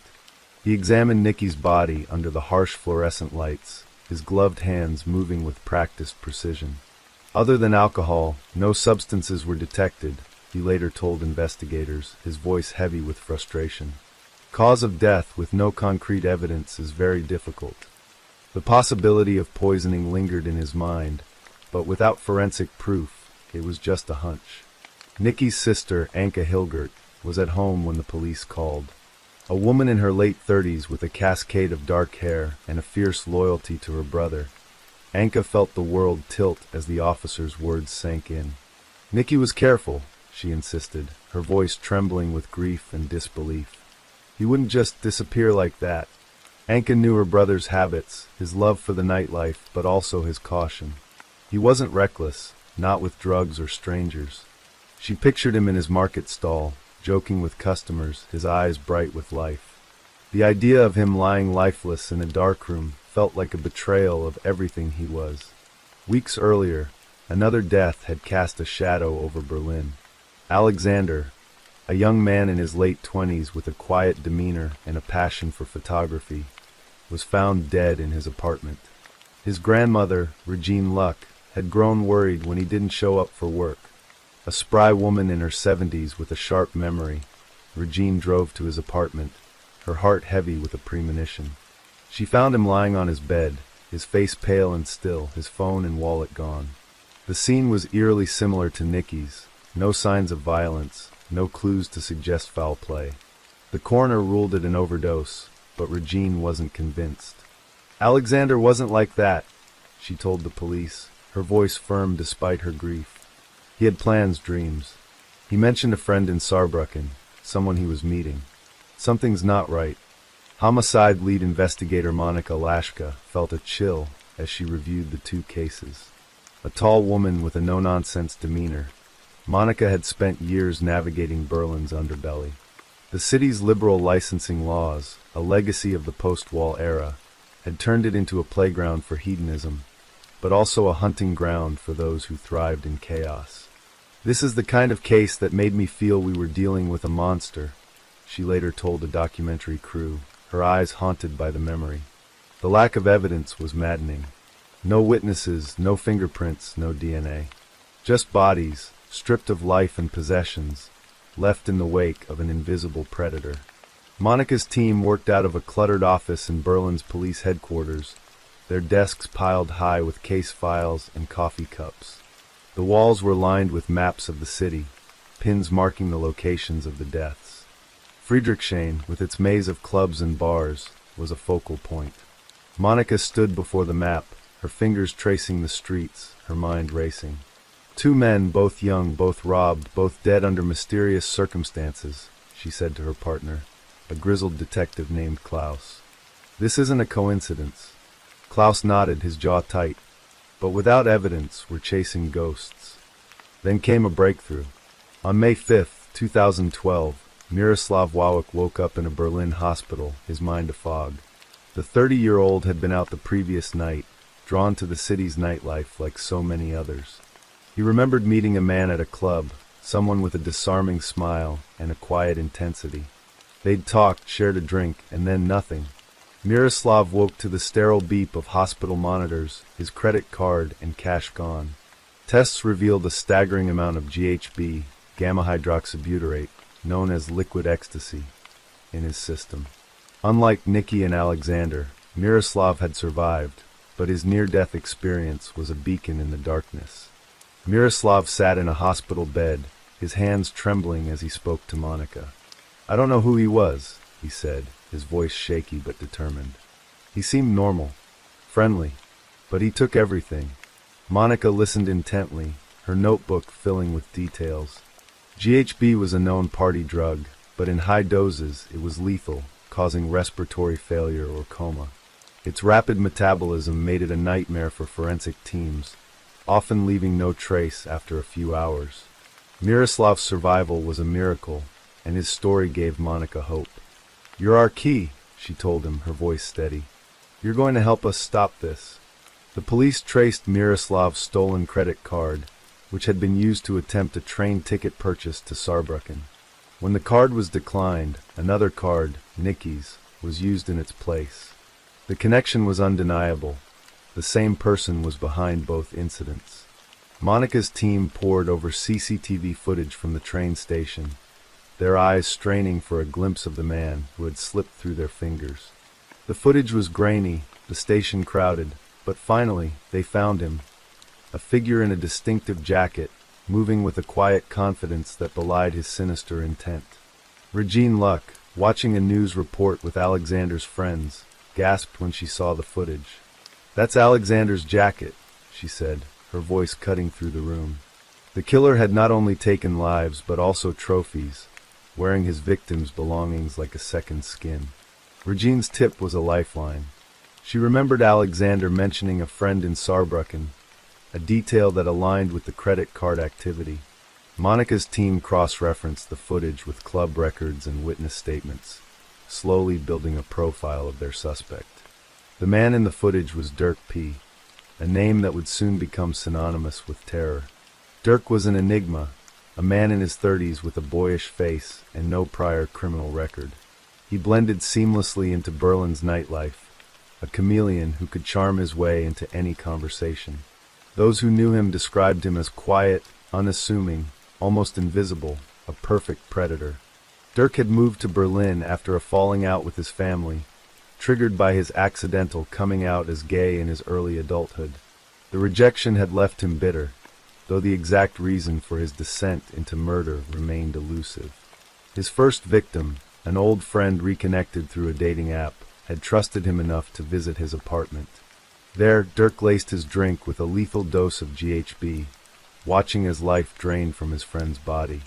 The death was ruled an overdose, and Dirk, emboldened, continued his spree. The third victim, Peter, met Dirk in an online chat room. 11 days after Nicky's death, Peter invited Dirk to his apartment, unaware of the danger.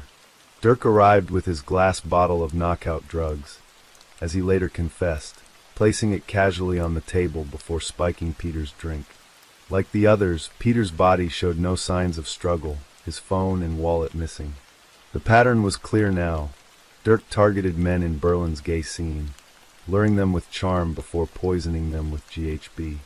The theft of their belongings was an afterthought, a way to fund his next move, or perhaps a twisted keepsake of his crimes. Monika Lashka and her team worked tirelessly, their days blurring into nights. The CCTV footage was their strongest lead, but identifying Dirk was only half the battle. They needed to catch him before he struck again. Berlin's nightlife, with its thousands of clubs and transient crowds, was a labyrinth. Dirk could be anywhere, anyone. The police issued alerts, warning clubgoers to be cautious, but the city's hedonistic pulse didn't slow. People continued to flock to the darkrooms, drawn by the allure of freedom, unaware of the predator in their midst. The investigation gained momentum when Miroslav, piecing together fragments of his memory, recalled the train platform number and time he had traveled. This allowed police to pinpoint the exact CCTV cameras, refining their image of Dirk. The jacket, stolen from Alexander, became a symbol of his arrogance, a clue he hadn't bothered to hide. Monika's team circulated the footage, hoping someone would recognize him. The breakthrough came when a friend of Alexander's confirmed the jacket's origin, linking Dirk to multiple crimes. The police now had a name, a face, and a method. But Dirk was elusive, moving through Berlin like a ghost. As spring turned to summer, the pressure mounted. Berlin's police solved 90% of homicides, but this case was different. The lack of forensic evidence, GHB metabolized quickly, leaving little trace, made it a nightmare to prosecute. Yet, Monika refused to give up. She interviewed bartenders, club owners, and regulars, piecing together Dirk's movements. He was a chameleon, blending into the crowd, his clean record making him invisible to background checks. But his luck was running out. In June 2012, the police closed in. A club employee, wiping down tables at a bar in Kreuzberg, recognized Dirk from the CCTV stills plastered across news outlets. He called the police, his voice low to avoid drawing attention. Monika's team moved swiftly, arresting Dirk as he sat at a corner table, nursing a beer. He didn't resist, his face betraying no emotion as the handcuffs clicked around his wrists. In the interrogation room, Monika faced him, her eyes locked on his. Dirk's calm demeanor cracked under her relentless questions. He admitted to the murders, his voice flat, as if recounting a mundane errand. He described lacing drinks with GHB, watching his victims slip away, and taking their belongings.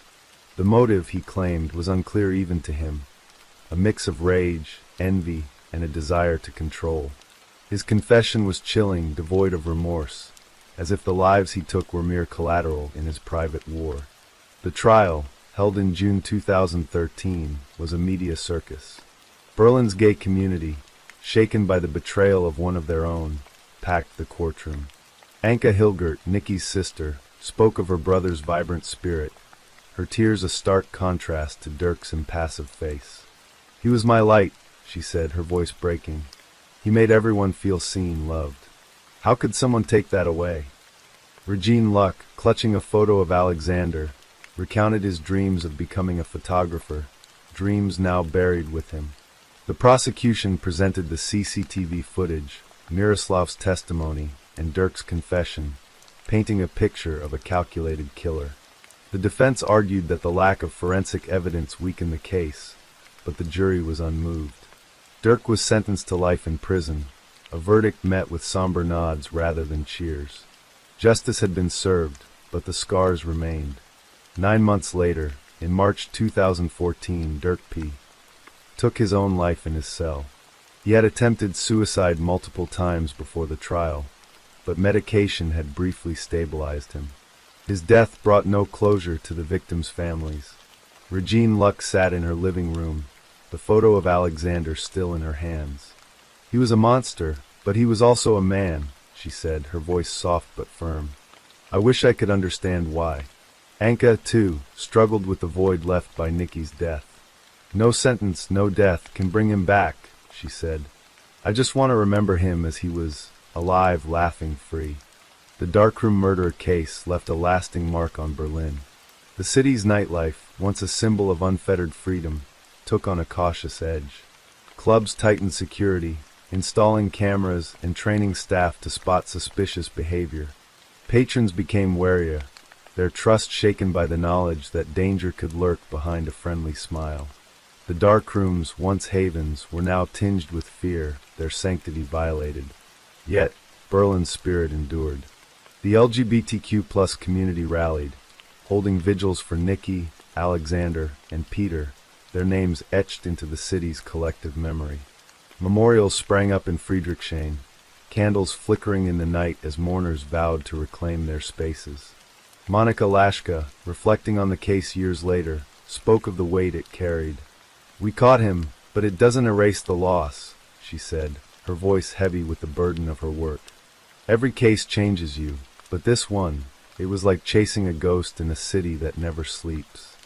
The Netflix docuseries Crime Scene Berlin, Nightlife Killer, released in April 2024, brought the case to a global audience. Its 3 episodes wove together interviews with Monika, Miroslav, and the victims' families, offering a stark reminder of the fragility of trust and the cost of freedom. The series, produced by filmmaker Joe Berlinger, captured the tension of the investigation and the resilience of a community that refused to be broken. The story of the darkroom murderer is not just a tale of crime and punishment, but of a city and its people navigating the delicate balance between liberation and danger. Berlin, with its endless nights and open hearts, would heal, but the memory of those lost, Nikki, Alexander, Peter, and the survivor, Miroslav, would linger. Their stories, etched into the city's soul, served as a quiet reminder of the darkness that can hide in the brightest of places and the strength it takes to carry on.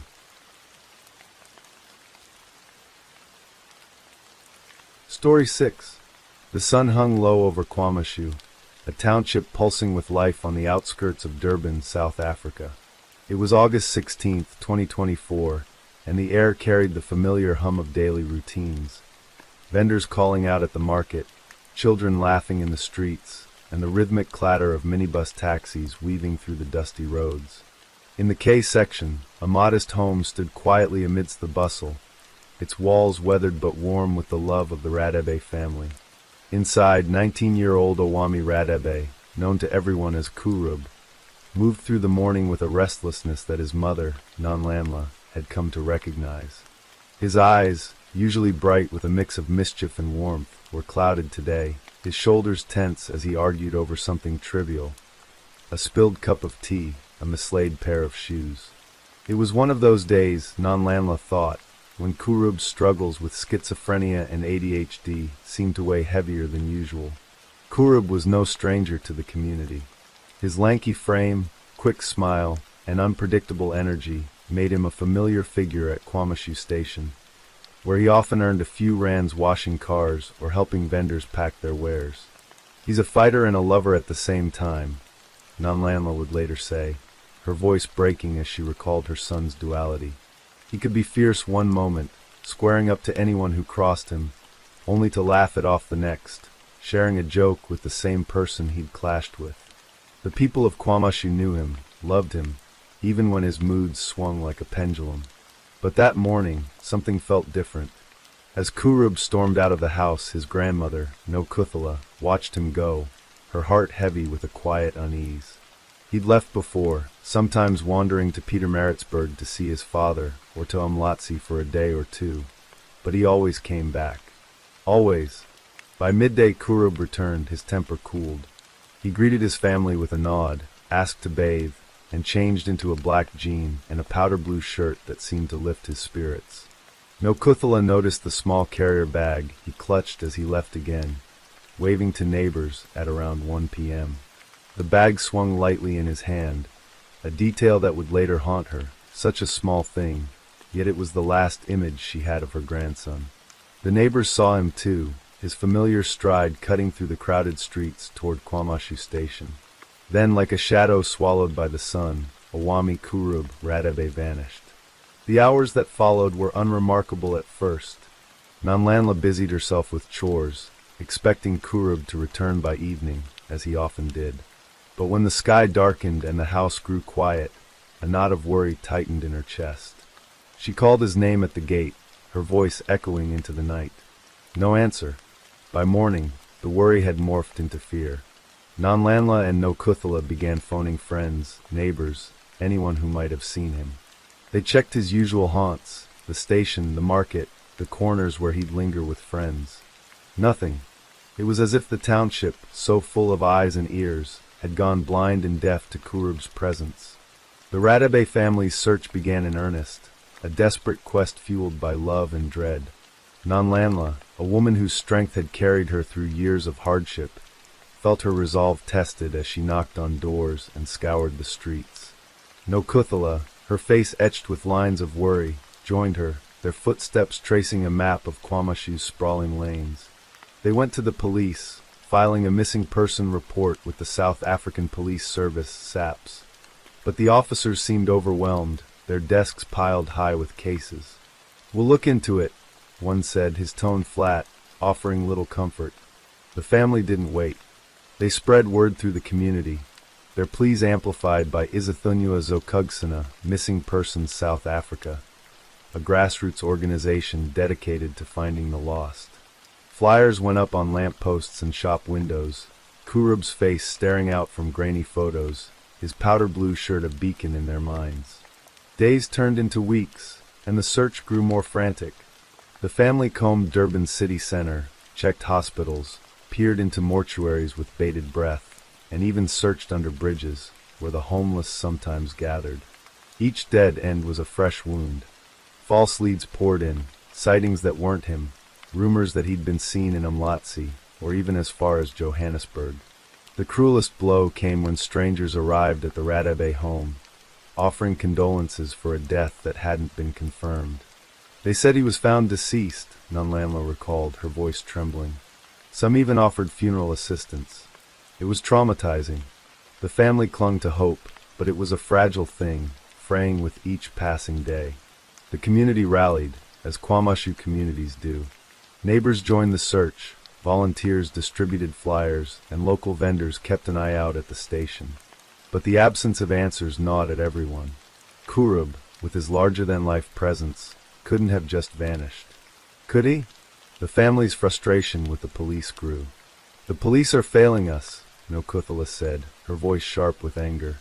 They appealed to higher authorities, naming Minister Sentsom Chinu and General Mlanlam Kwanazi in their pleas, hoping for resources, for manpower, for anything that might bring Kurub home.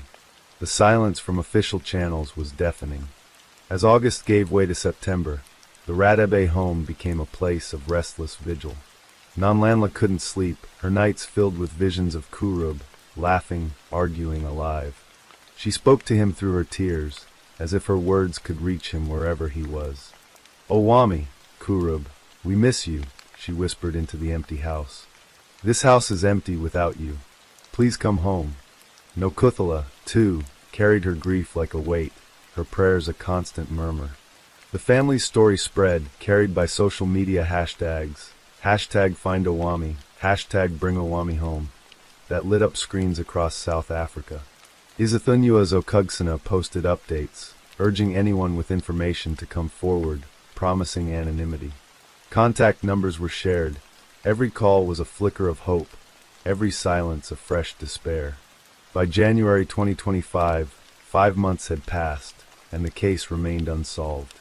The Radebe family's search had taken them across Durban, from the bustling taxi ranks to the quiet beaches where the Indian Ocean whispered secrets it wouldn't share. They had faced the unbearable, examining decomposed bodies in morgues, each time praying it wasn't their Kurub. "The hardest part is wondering if it's your child," Nokuthala said, her voice hollow. The community's support never wavered, but the lack of progress was a heavy burden. The family's plea was simple yet desperate. We just want closure, even if it's painful. We need to know what happened to our son. Theories began to swirl, though none could be confirmed. Had Kurub's mental health struggles led him somewhere dangerous? Had he been taken, caught up in the underbelly of crime that sometimes shadowed Kwamashu? Or had he simply wandered too far, lost in a world that couldn't find him? The police offered no answers, their resources stretched thin in a country grappling with high crime rates. South Africa's missing persons cases often went unresolved, a grim reality that the Radibis were now living. Yet they refused to give up. "We will never stop searching," Nanlamla vowed, her voice steady despite the tears. The case of Owami Kurub, Radibi's disappearance, is not just a story of loss, but a testament to a family's unbreakable spirit. It is a story of a community that refused to forget, of a township that held its breath, waiting for one of its own to come home. It is a story of a mother's love, fierce and unyielding, and a grandmother's faith, steadfast in the face of uncertainty. Above all, it is a story that demands to be told, to be shared, to be amplified until answers are found. For the Radibis, for Kwamashu, for Kurub, the search continues.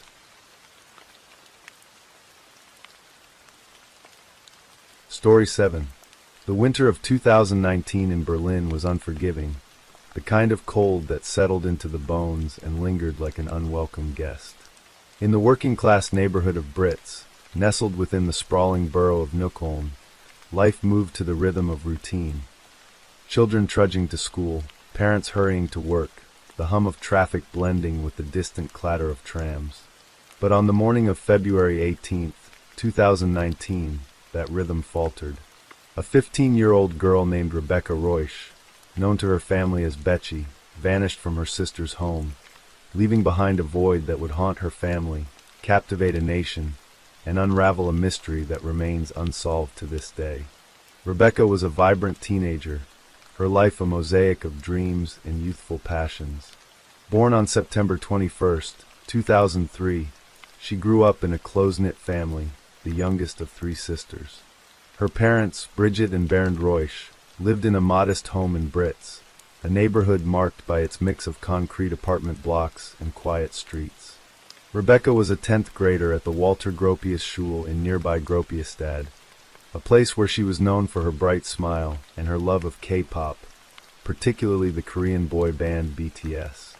Her Instagram account, with over 30,000 followers, was a gallery of filtered selfies and glimpses into her world. A world filled with music, fashion, and the hope of becoming a model or a flight attendant. But beneath the surface, Rebecca was a typical teenager, navigating the complexities of adolescence in a city that was both vibrant and unforgiving. On the evening of February 17, 2019, Rebecca asked her parents if she could spend the night at her eldest sister Jessica's house, just a short walk away in the southern part of Brits. Jessica, 27, lived with her husband, Florian, and their young daughter in a small house on Moreweg, a quiet street lined with unassuming homes. The sisters were close, and Rebecca often spent weekends at Jessica's, sharing laughter and late-night movie marathons. That Sunday, Florian was out at a work party, leaving the sisters to enjoy a girls' night in. Rebecca's mother agreed, but only on the condition that Rebecca would make it to school on time the next morning, a Monday with a late start due to an unscheduled schedule change. As the sun set over Berlin, Rebecca and Jessica settled into the cozy living room, the glow of the television casting shadows on the walls. They watched movies, chatted about music, and savored the simple joy of sisterhood. Rebecca, dressed in her favorite BTS hoodie, a pink plush jacket, ripped jeans, and black and white Vans sneakers, curled up on the couch where she planned to sleep. Jessica retired to her bedroom upstairs, her daughter tucked in beside her, leaving Rebecca to drift off in the quiet of the living room. Outside, the neighborhood was still, the only sounds the occasional car passing by and the distant bark of a dog. At 5:45 a.m., Florian returned home from the party, his footsteps heavy from a long night. He slipped into the house, careful not to wake his daughter or Rebecca, and headed straight to bed. The house settled back into silence, the world outside still dark. At 7 a.m., Jessica rose, bundling her daughter into warm clothes for the trip to daycare. She didn't check on Rebecca, assuming her sister was still asleep on the couch, and left the house quietly, locking the door behind her. In that moment, only two people remained in the house, Rebecca and Florian. It was a detail that would soon become the fulcrum of a case that gripped Germany. By 7:15 a.m., Bridget Reusch was already up, her maternal instincts nudging her to check on her daughter. She dialed Rebecca's number, expecting to hear her sleepy voice promising to get ready for school. But the call went straight to voicemail. Bridget frowned, assuming the phone was off or out of battery, and tried again at 8:25 a.m. Again voicemail. A flicker of unease stirred in her chest, but she pushed it aside. Rebecca was probably just running late. She called Jessica, who confirmed she'd left for work in daycare, then Florian, who answered groggily. He told Bridget that Rebecca must have already left for school, as she wasn't in the house. The word struck Bridget as odd. School didn't start until 9:50 a.m., and it was unlike Rebecca to leave so early, especially without her phone. At 8:42 a.m., Bridget sent a WhatsApp message to Rebecca, a simple reminder to get to school. The message was delivered but never read, a detail that would later haunt her. By mid-morning, when the school called to report that Rebecca hadn't shown up, the unease turned to panic. Bridget and Bernd drove to Jessica's house, their hearts pounding, hoping to find their daughter safe. But the house was empty, the couch where Rebecca had slept neatly made.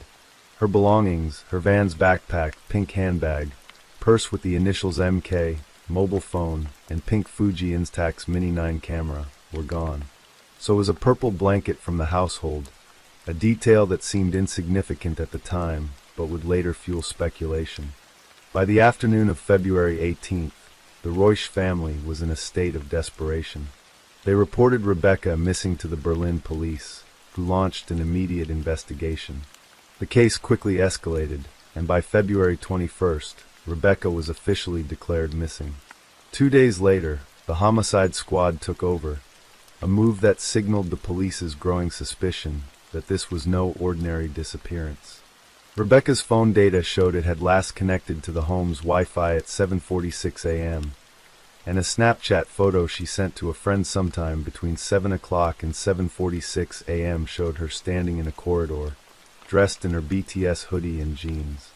The photo, seen by her friend at 8:15 a.m., was the last confirmed trace of Rebecca alive. The police turned their attention to the house on Moorweg, where the last known moments of Rebecca's life had unfolded. Florian, the only person known to be with her that morning, became the focus of their scrutiny. He was arrested on February 28th, just 10 days after Rebecca's disappearance, based on inconsistencies in his story. He claimed he'd slept through the morning after returning from the party, but router data showed he'd been active online, visiting websites that included disturbing content involving bondage and strangulation. More damning, traffic cameras captured his car on the A12 motorway toward Poland at 10:45 a.m. on February 18th, and again on the evening of February 19th. When questioned, Florian offered a vague explanation, claiming the trips were related to a drug deal, but he refused to elaborate. He was released on March 1st, arrested again on March 4th, and released again on March 22nd, as police lacked sufficient evidence to hold him. The case exploded into the public consciousness, drawing comparisons to the disappearance of Madeleine McCann for its mystery and media frenzy. On March 6, 2019, the German television featured the case, with lead investigator Michael Hoffman appealing for witnesses. He revealed Florian's motorway trips and showed his mugshots, a move criticized by Florian's lawyers as prejudicial. The broadcast generated over 300 tips, and by April 2023, police had received over 3,000 leads, yet none led to Rebecca. Forests and lakes near the A12 were searched, and in September 2019, a woodland area near Kummersdorf was scoured, but no trace of Rebecca or her belongings was found. The Reusch family, meanwhile, was caught in a maelstrom of grief and suspicion. Bridget and Bernd clung to the hope that Rebecca was alive, possibly abducted and held somewhere. They criticized the police for using a heavily filtered Instagram photo in early searches, arguing it didn't resemble their daughter. Bridget, in interviews, spoke of her daughter's dreams, her love for BTS, and her vibrant spirit. But the family's defense of Florian, their son-in-law, drew scrutiny. Jessica, fiercely loyal to her husband, insisted he was innocent, and the family's public statements often focused on his exoneration rather than Rebecca's fate. This stance fueled public speculation, with some online communities comparing Jessica to controversial figures like Casey Anthony, questioning her demeanor and motives. As the investigation deepened, new details emerged, each adding layers to the mystery. Fibers from a pink blanket, similar to one missing from Jessica's house, were found in the trunk of Florian's car, along with hairs that raised suspicions but couldn't be conclusively linked to Rebecca. A bathrobe belt was reported missing from the house, prompting theories about its use in a crime, though the family offered explanations for its absence. In 2021, a police insider revealed a critical oversight. Investigators had delayed requesting Google data on Rebecca's phone location, a misstep that may have cost crucial evidence. By the time the data was obtained, it offered no new leads. The 5th anniversary of Rebecca's disappearance brought renewed attention, with reports of a video showing a figure near a Brandenburg cabin and whispers of police mishandling. Yet, despite these developments, the case remained stubbornly unresolved. The Berlin police, now treating it as a homicide, believed Rebecca never left the house alive, but without a body or definitive evidence, Florian remained free. For the Reusch family, the years since 2019 have been a slow bleed of hope. Bridget and Bernd continued their search, posting emotional appeals on social media, their voices trembling with a mother's and father's desperation. Jessica and Florian welcomed another child, a decision that sparked public outrage among those who viewed Florian as the prime suspect.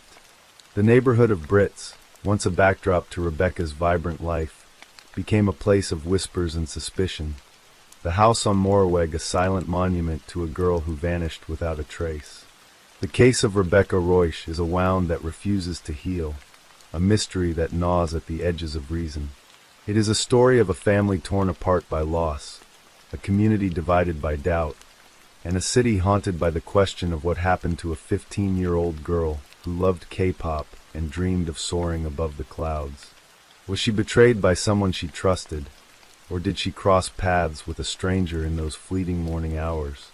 The truth remains elusive, buried somewhere in the shadows of that cold February morning, waiting for the day it might finally come to light. Story 8. The spring of 1968 bloomed over Georgetown, Kentucky, with the kind of deceptive calm that masks darker truths. Wildflowers dotted the rolling hills along U.S. Route 25, their delicate petals swaying in the breeze, oblivious to the secrets the earth held. On May 17th, a man named Wilbur Riddle trudged through the underbrush, his boots crunching against the gravelly shoulder of the highway. A scavenger by habit, he was hunting for glass insulators, those colorful relics of old telephone lines that collectors prized. The sun hung low, casting long shadows over the landscape, when something caught his eye, a bundle, oddly out of place, wrapped in a heavy green canvas tarpaulin. It looked like the kind of material used to bundle a tent, sturdy and weathered, tied tightly with rope. Curiosity tugged at him, but as he approached, a faint, sour odor wrinkled his nose. His heart quickened. He knelt, tugged at the canvas, and froze. What lay inside was no discarded camping gear. It was a body, decomposing, human, and unmistakably female. Wilbur stumbled back, his breath catching in his throat. The world seemed to tilt, the wildflowers and chirping birds suddenly alien in their indifference. He didn't linger.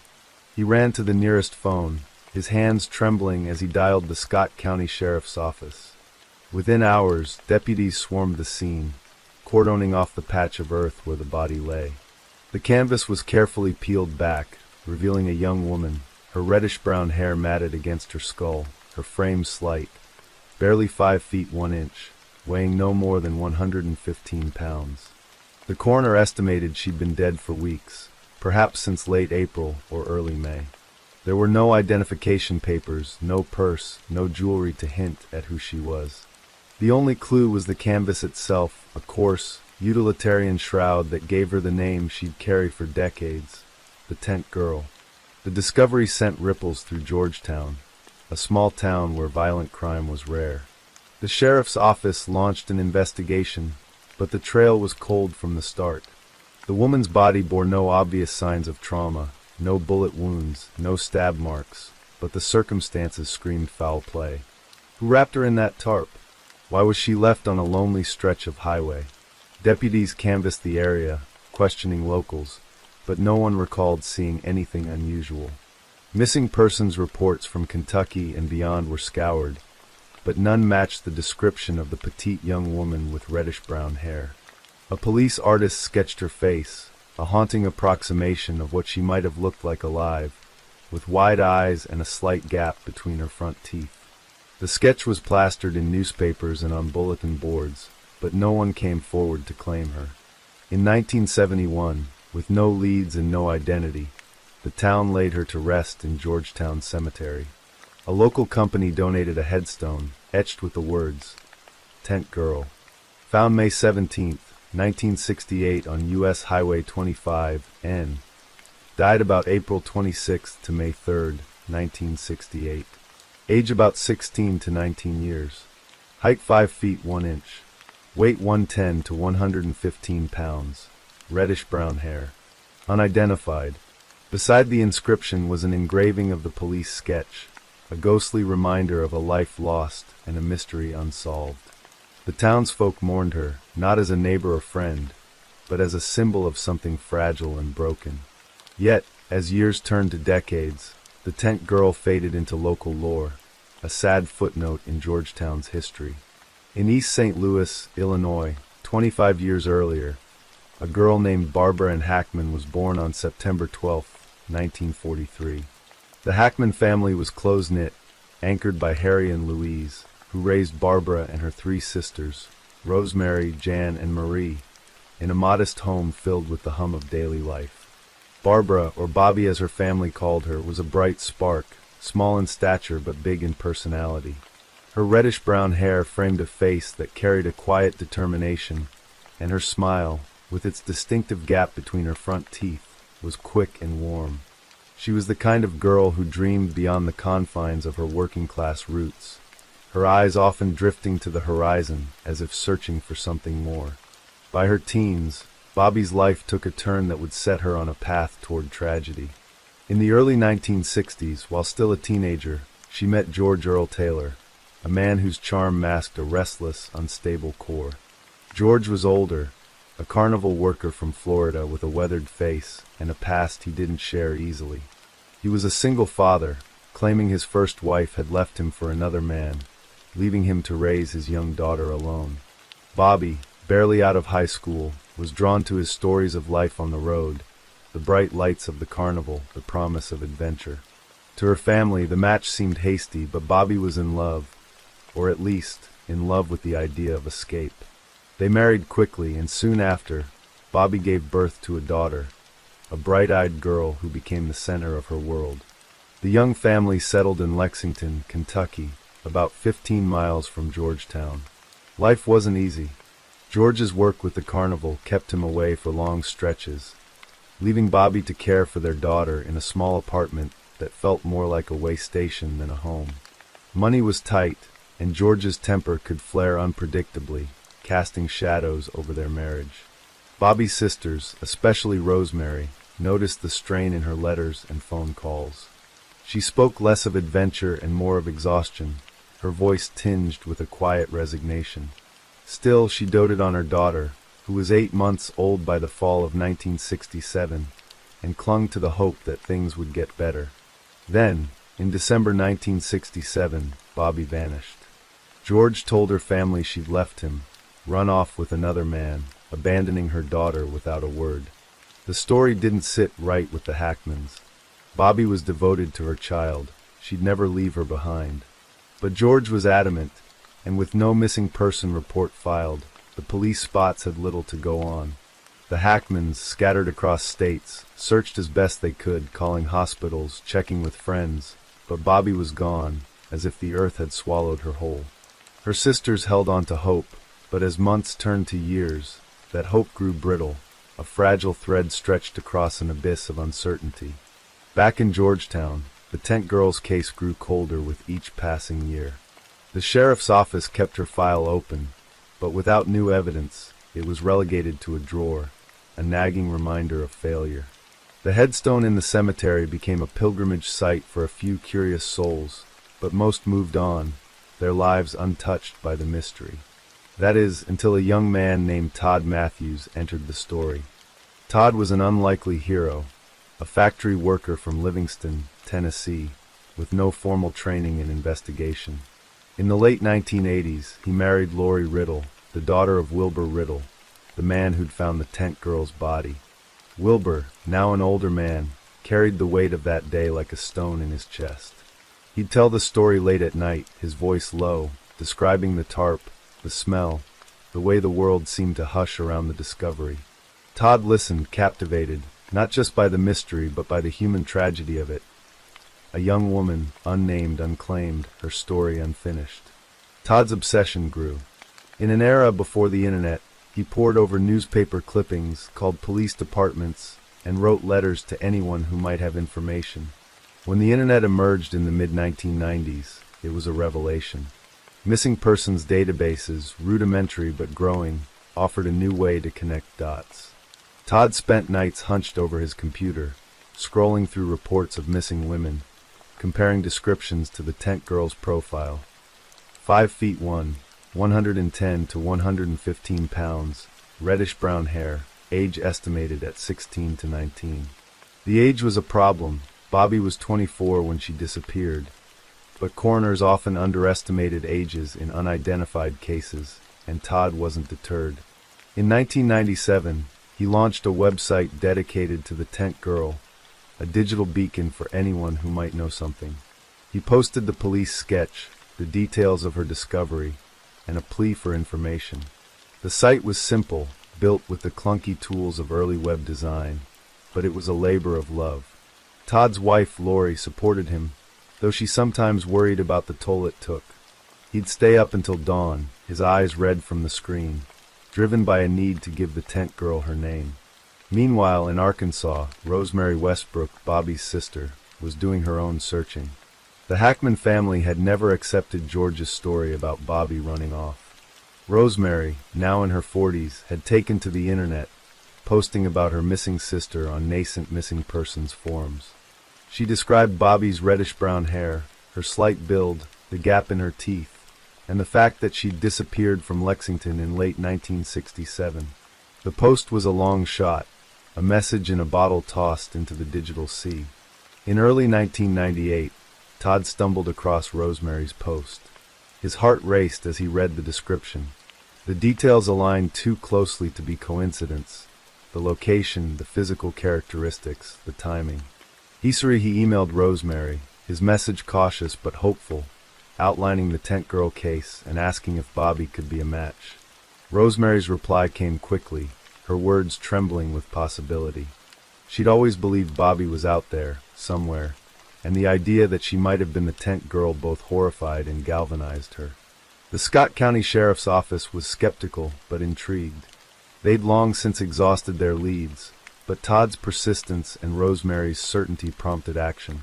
In April 1998, they exhumed the Tent Girl's remains from Georgetown Cemetery. The process was grim, the coffin lifted from the earth under the watchful eyes of deputies and forensic experts. DNA technology, still in its infancy, was their best hope. Samples from the remains were compared to DNA from Bobby's sisters. Days turned to weeks, the waiting agonizing for both the Hackmans and Todd. Then, on April 23, 1998, the sheriff's office announced the result. The Tent Girl was Barbara and Hackman Taylor. The identification was a bittersweet triumph. For the Hackmans, it confirmed their worst fears. Bobby had been murdered, her body discarded like refuse. For Todd, it was validation of years of work. but also a sobering reminder of the crime's brutality. The sheriff's office turned its attention to George Earl Taylor, Bobby's husband, who died of cancer in 1987. He'd been a carnival worker, a drifter whose life was as transient as the fares he worked. His story about Bobby leaving him for another man now seemed like a flimsy lie, and his failure to report her missing pointed to guilt. Investigators believed he was the prime suspect, but with him dead, justice was out of reach. The case remained officially unsolved, a wound that wouldn't fully heal.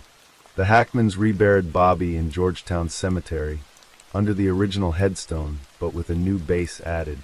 It read, Barbara and Bobby Hackman. September 12, 1943 C. December 6, 1967. Loving mother, grandmother, and sister. They omitted George's surname, a quiet act of defiance against the man they believed took her life. Bobby's daughter, now grown and living in Ohio with her own family, learned of her mother's fate. She'd been too young to remember Bobby, but the knowledge that her mother hadn't abandoned her brought a fragile sense of closure. Todd Matthews, forever changed by the case, co-founded the Doe Network, a volunteer organization dedicated to matching missing persons with unidentified remains. The Tent Girl case became a touchstone, proof that persistence and technology could solve even the coldest mysteries.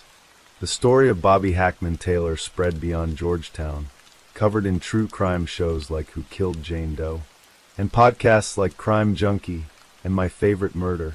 Each retelling honored Bobby's memory, but also underscored the tragedy. A young mother, full of dreams, silenced too soon. The years passed, and Georgetown's wildflowers continued to bloom along U.S. Route 25. The highway stretched on, indifferent to the lives it intersected. Bobby's story, though, lingered in the hearts of those who knew it. Her sisters visited her grave, leaving flowers and whispering prayers. Todd Matthews continued his work, driven by the memory of the Tent Girl and the countless others still waiting for their names. And in the quiet of the cemetery, Bobby's headstone stood as a testament to a life reclaimed, a mystery solved, and a family's enduring love. Story 9. The morning of May 28, 2019, dawned crisp and clear in Kawasaki City, a bustling urban sprawl just outside Tokyo's frenetic heart. The Tama Ward, with its quiet residential streets and neatly trimmed hedges, hummed with the gentle rhythm of routine. School children in pressed uniforms gathered at bus stops, their laughter mingling with the chirping of sparrows. Parents sipped coffee in nearby homes, preparing for the day's demands, while the city's pulse beat steadily, unassuming and familiar. But beneath this veneer of normalcy, a darkness was stirring, one that would shatter the lives of many in a matter of minutes. At the center of this tragedy was Ryuichi Iwasaki, a 51-year-old man whose name would soon be etched into Japan's collective memory. Iwasaki was not a figure who commanded attention in life. He was a recluse, a man who had withdrawn from the world, living in the shadows of his elderly aunt and uncle's home in Kawasaki's Aseo ward. To neighbors, he was a fleeting presence, a man who rarely spoke, whose existence seemed to blur into the background of their daily lives. But on that fateful morning, Iwasaki stepped out of the shadows, carrying with him a plan so horrific it would leave a nation reeling. The bus stop near Noburito Park was a familiar gathering point for students of Caritas Gakuen, a Catholic elementary school founded by the Soeurs de la Charite de Quebec. The children, mostly girls, stood in orderly lines, their school bags slung over their shoulders, chatting about homework and weekend plans. Among them was 11-year-old Hanako Muraoka, a bright-eyed girl with a penchant for drawing and a laugh that could light up a room. Nearby, 39-year-old Satoshi Umatsu, a foreign ministry official and devoted father, stood watchfully, ensuring the children boarded the bus safely.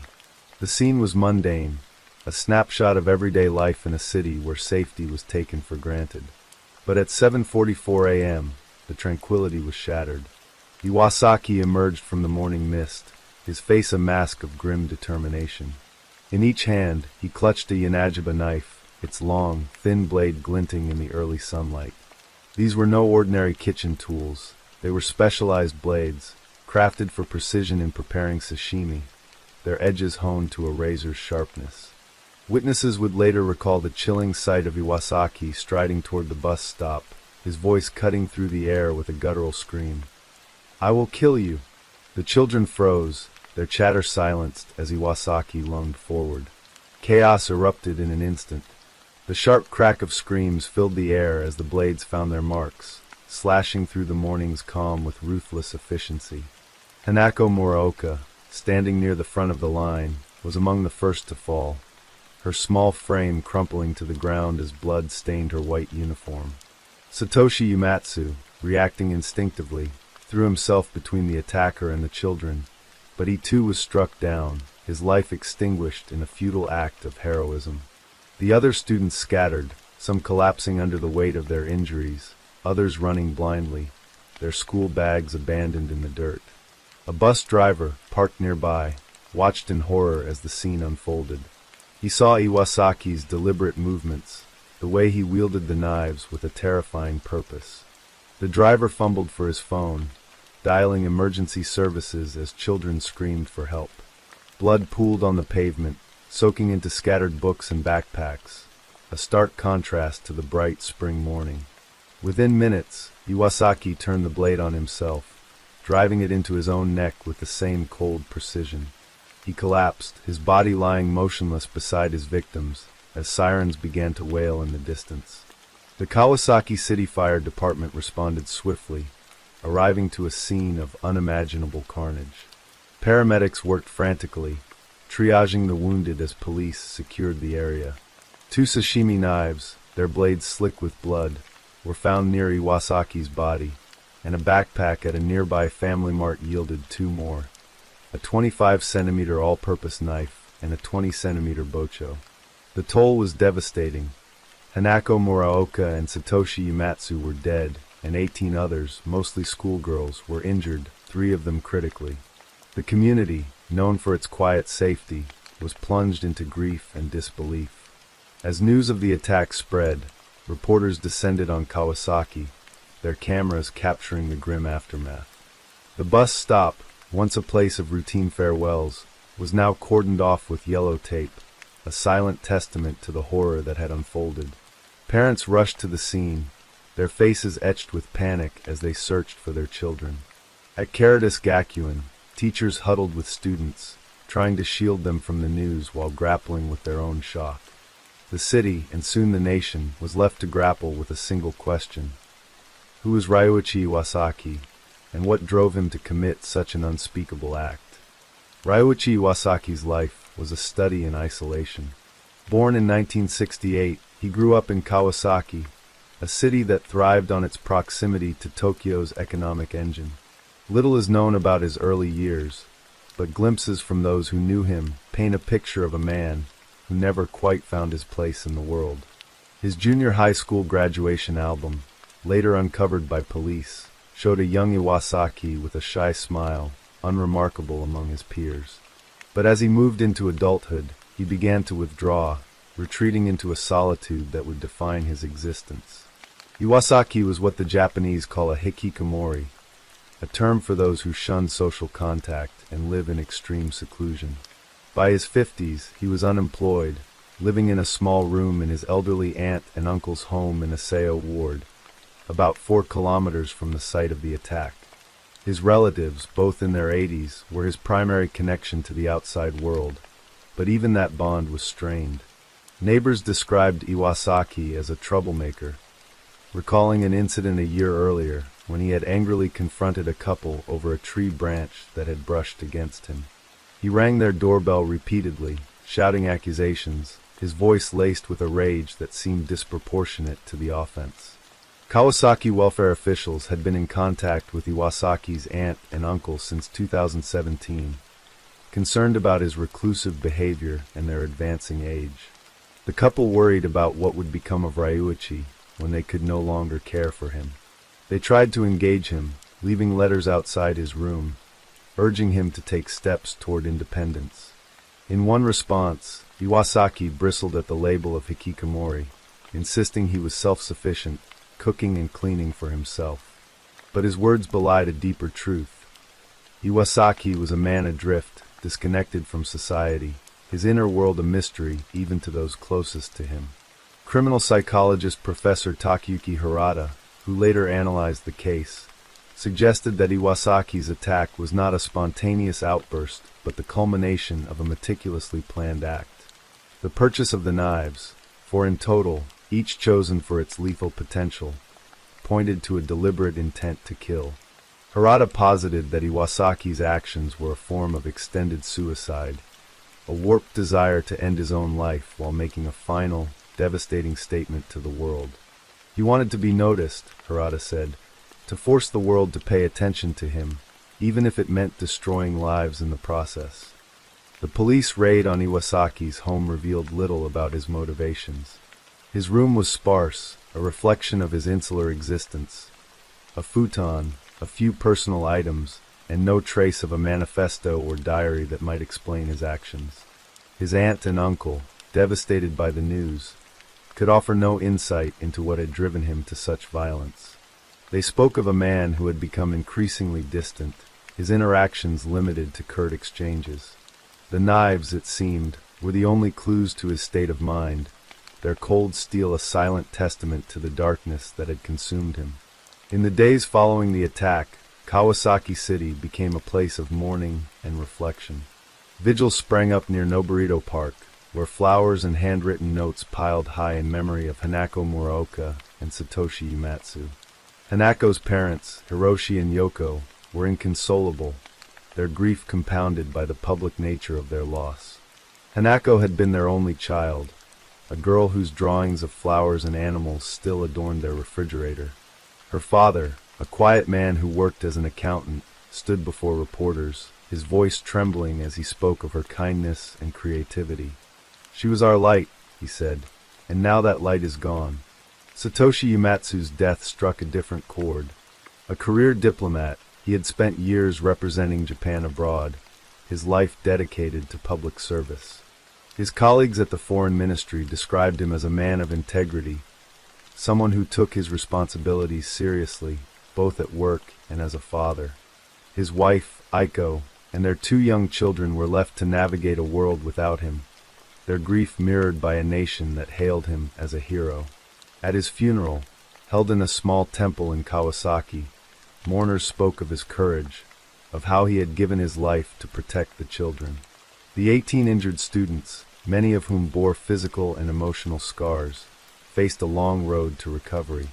Some required multiple surgeries, their young bodies marked by wounds that would serve as lifelong reminders of that morning. Parents organized support groups, meeting in community centers to share their pain and advocate for better mental health resources. The attack had exposed a fault line in Japanese society, one that ran through its treatment of the socially isolated and the mentally unwell. The term hikikomori became a focal point of national debate. In Japan, an estimated 1.15 million people, mostly men, live as recluses, retreating from social and economic pressures into lives of solitude. The phenomenon, rooted in cultural expectations of conformity and success, had long been a source of concern, but Iwasaki's actions brought it into sharp focus. Media outlets ran stories on the hikikomori crisis, interviewing experts like Morito Ishizaki, a journalist who cautioned against conflating social withdrawal with violence. "To think otherwise encourages discrimination," Ishizaki warned, "and makes things worse for those who are already struggling." Yet the public's fear was palpable. Iwasaki's attack was not an isolated incident. It echoed other acts of violence in Japan's recent history, from the 2016 Sagamihara stabbings to the 2017 Twitter killer case. Each had raised questions about the country's ability to address mental health and social isolation. In Kawasaki, residents demanded answers. How had Iwasaki slipped through the cracks? Why had welfare officials, aware of his reclusive tendencies, not intervened more decisively? The city's mayor, Norihiko Fukuda, faced intense scrutiny, promising a review of social services, but offering little in the way of concrete solutions. The investigation into Iwasaki's motives was frustratingly inconclusive. With no surviving suspect to interrogate, police relied on physical evidence and witness accounts to piece together the events of May 28th. The knives, purchased in the weeks leading up to the attack, suggested premeditation, but no clear trigger emerged. Iwasaki had no criminal record, no history of mental health treatment, and no apparent connection to his victims. The children of Caritas Gakuen were strangers to him, their innocence a stark contrast to the rage that drove his actions. Speculation swirled in the media. Some pointed to Iwasaki's unemployment and social isolation as factors, suggesting that years of disconnection had festered into resentment. Others, like Professor Harada, saw the attack as a cry for attention, a desperate act by a man who felt invisible. The concept of extended suicide gained traction, with experts noting that such acts often involve a desire to inflict pain on others as a means of asserting control over one's own narrative. But without Iwasaki's own words, these theories remained just that, theories, unable to fully explain the horror he had unleashed. The legal aftermath was limited by Iwasaki's death. With no suspect to prosecute, the case was closed swiftly, leaving families and survivors to seek justice through other means. Some parents filed civil lawsuits against the city, arguing that welfare officials had failed to act on warning signs. These suits, though, were largely symbolic. No amount of compensation could undo the damage. The focus shifted to prevention, with calls for better mental health support and early intervention for hikikomori. The government allocated funds for community outreach programs, but critics argued that these measures were too little, too late. The Kawasaki stabbings left an indelible mark on Japan. In the years that followed, the bus stop near Noburito Park became a place of quiet pilgrimage, a site where people left flowers and prayers for those lost and injured. Caritas Gakuen, though shaken, continued its mission, its students returning to class with a resilience born of necessity. Hanako Muraoka's parents established a scholarship in her name, supporting young artists in the hope that her love for creativity would live on. Satoshi Uematsu was posthumously honored by the foreign ministry, his sacrifice a reminder of the courage found in ordinary moments. For the survivors, the scars were both visible and invisible. Some spoke of nightmares, of the sound of Iwasaki's voice echoing in their dreams. Others found solace in community, leaning on one another to navigate their trauma. The parents of the injured formed a tight-knit network, advocating for policy changes and raising awareness about the needs of hikikomori. Their efforts bore fruit in small ways. New counseling programs, community centers dedicated to mental health, and a growing willingness to talk openly about isolation and its consequences. Ryuichi Iwasaki's name faded from headlines, but his actions lingered in the national consciousness. He became a symbol of a hidden crisis, a man whose descent into darkness exposed the fragility of a society that prided itself on order and harmony. The question of why he acted as he did remained unanswered, a void that no investigation could fill. Perhaps that was the true tragedy of the Kawasaki stabbings, not just the lives lost, but the mystery of a man who chose to end his own in a way that caused so much pain. As Kawasaki healed, the city's residents returned to their routines, but the memory of that morning never fully faded. The bus stop, once a place of innocent chatter, now carried a weight of sorrow, a reminder of the fragility of safety and the unpredictability of human despair. And in the quiet moments, when the wind rustled through the trees near Noburito Park, it was as if the echoes of that day lingered, a whisper of a tragedy that had changed a community forever. Story 10. The night of March 4th, 2012, was warm and restless in Centurion, a sprawling suburb south of Pretoria, South Africa. The air carried the hum of distant traffic and the faint buzz of cicadas, a familiar soundtrack to the residents of Nandi Mbazan's quiet apartment complex. Inside her flat, the 27-year-old business consultant was caught in a moment of chaos that would end her life. Nandi, a vibrant woman with a contagious laugh and a spirit that lit up any room, had moved to Johannesburg from her hometown of Durban to chase a career in finance. Her flat, A modest space filled with books and framed photos of her family was her sanctuary. But that night, it became a crime scene, its walls stained with her blood and its silence broken by a violent struggle. Nandi's ex-boyfriend, Zwelabonzi Zweli Zungu, a man whose charm masked a history of violence, would soon stand accused of her murder, leaving a family shattered and a community grappling with the loss of a young woman whose life was cut tragically short. Nandi Mbazan was born in 1985 in Durban, a coastal city where the Indian Ocean met the vibrant pulse of KwaZulu-Natal. The youngest of three siblings, she grew up in a tight-knit family, her mother, Thandi, a schoolteacher who instilled in her a love of learning, and her father, Sifo, a mechanic with a quiet strength. Nandi was the family's pride, a bright student who excelled in mathematics and dreamed of a career in business. Her laughter, described by friends as contagious, filled their modest home, where Sunday dinners were a ritual of stories and shared dreams. After earning a degree in finance from the University of KwaZulu-Natal, Nandi moved to Johannesburg in 2010, landing a job as a business consultant at a logistics firm. Her colleagues admired her work ethic and warmth, her desk adorned with a small cactus and a photo of her mother smiling at the beach. In Johannesburg, Nandi's life was a blend of ambition and joy. She loved the city's energy, its rooftop bars and weekend markets, but she never lost her Durban roots, calling her mother weekly to share updates and jokes. She had recently started dating Oliver Matlala, a kind-hearted man she met through work. Their relationship was new, just a few weeks old, but filled with promise. Oliver, a soft-spoken IT technician, was smitten by Nandi's energy, her ability to make even mundane moments feel special.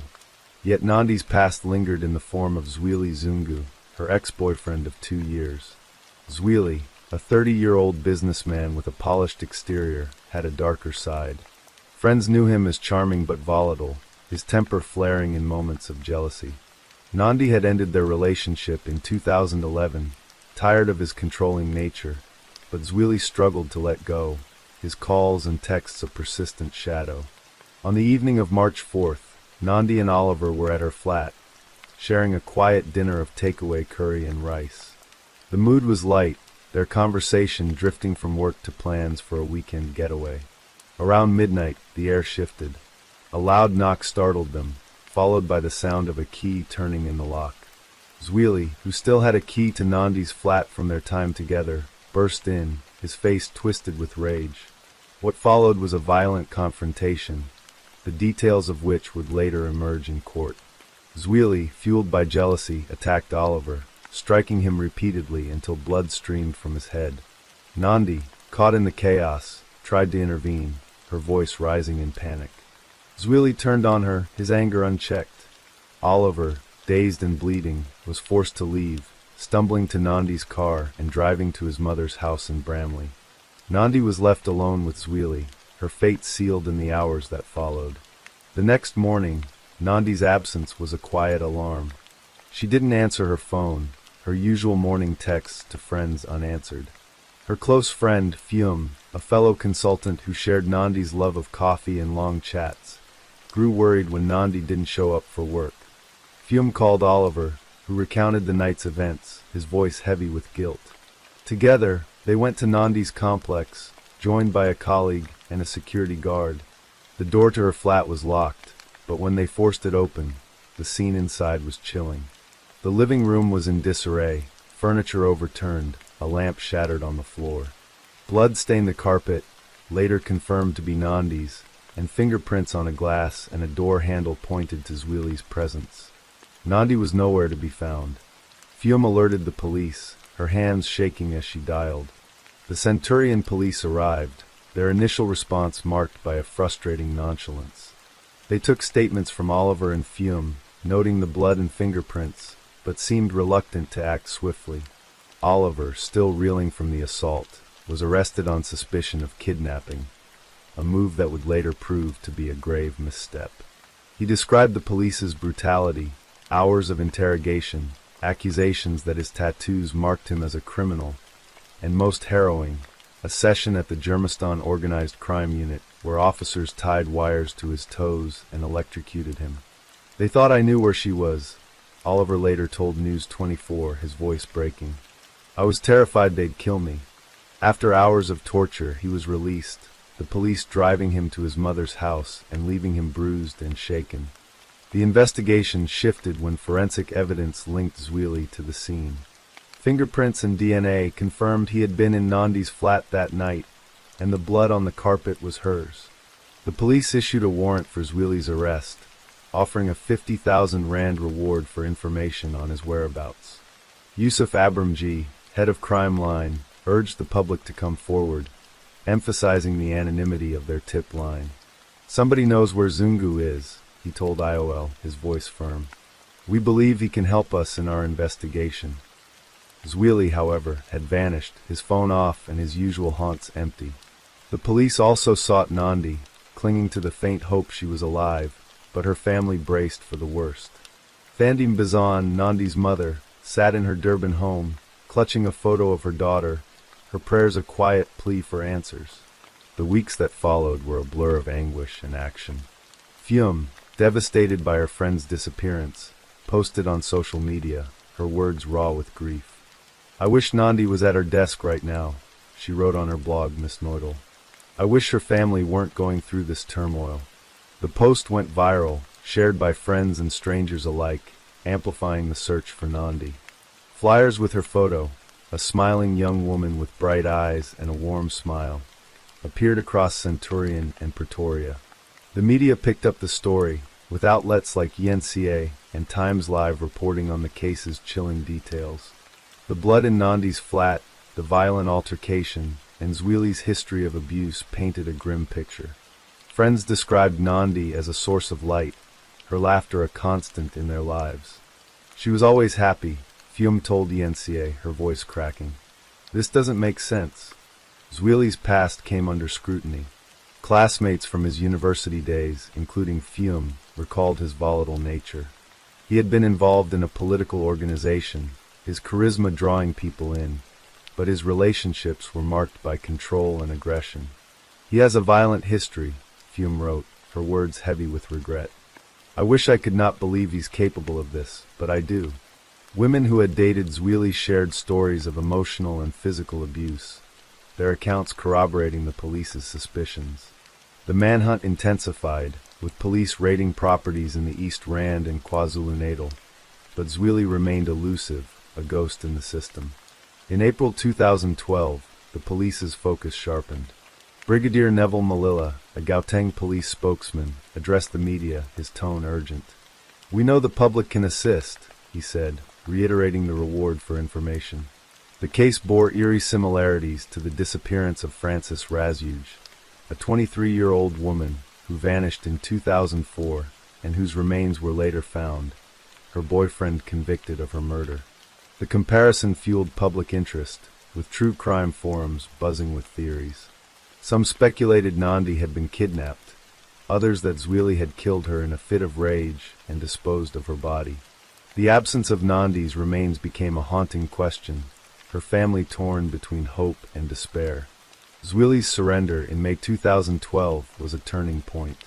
He walked into a Pretoria police station, his demeanor calm but guarded, and was arrested on charges of murder and kidnapping. In court, he applied for bail, claiming police brutality and alleging officers had assaulted his mother and bugged his phone. Investigating officer Ignatius Kruger refuted the claims, testifying that Zweli was the last person seen with Nandi and posed a risk to witnesses if released. The state opposed bail, citing the blood evidence and Zweli's history of violence. The court denied his application, and Zweli remained in custody at Pretoria Central Prison, his trial set for late 2015. The wait for justice was agonizing for Nandi's family.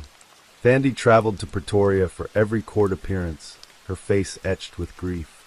She spoke little to the media, her pain too raw for words, but her presence was a quiet force, a mother's refusal to let her daughter's story fade. Saifo, Nandi's father, stayed in Durban, caring for her siblings, who were struggling with their own loss. Nandi's older brother, Mlungizai, took to social media, pleading for anyone with information to come forward. She was our light, he wrote. We need to know what happened. The family's pain resonated with South Africans, many of whom saw Nandi's story as a stark reminder of the country's epidemic of gender-based violence. Oliver, meanwhile, grappled with the trauma of his arrest and torture. He filed a complaint with the Independent Police Investigative Directorate, IPID, but was told the statute of limitations had lapsed. I'm okay physically, he told News 24 in 2016, but I never got counseling. I wake up shaking sometimes.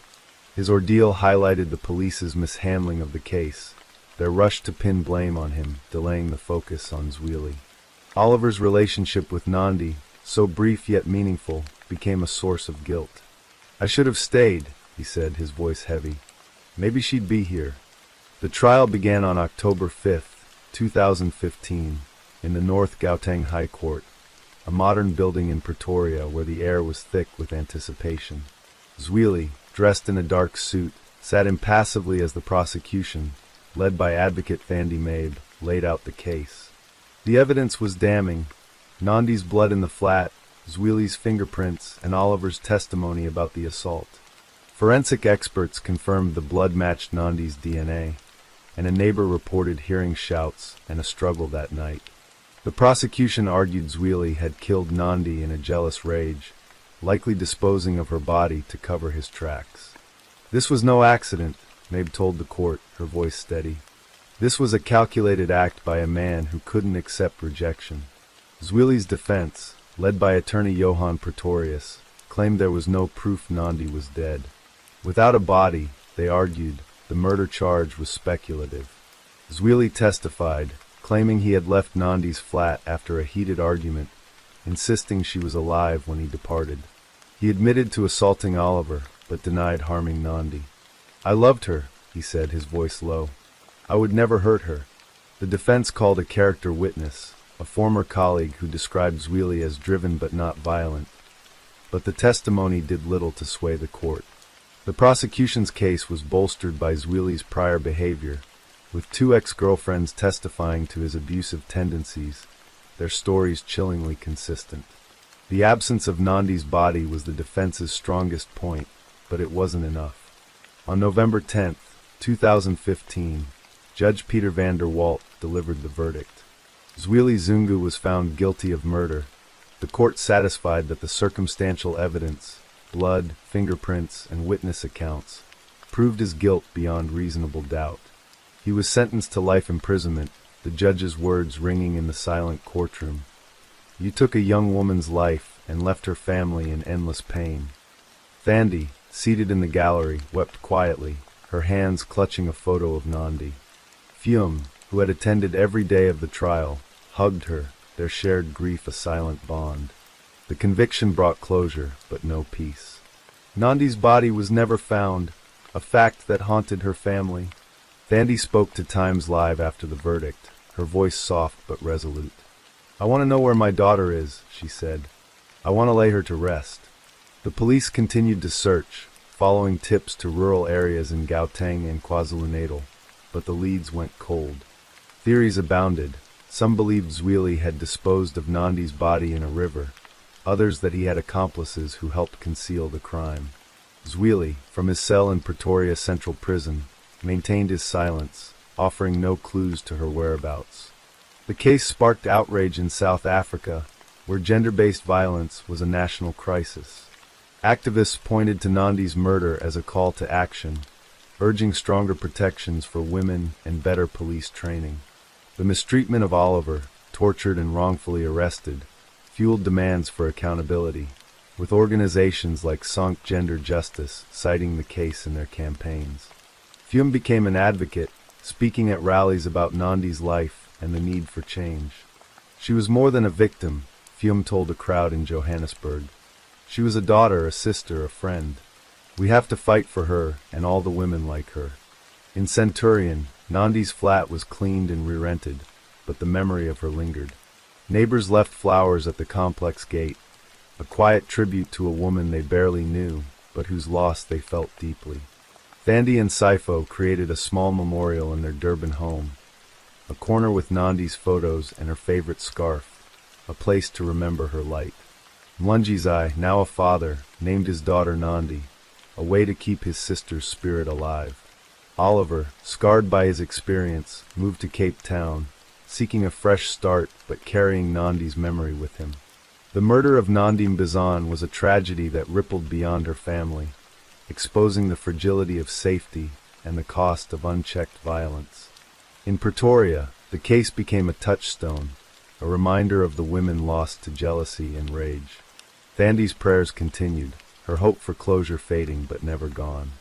"I feel her sometimes," she told a friend, her eyes on the ocean. "She's with me, even if I can't find her."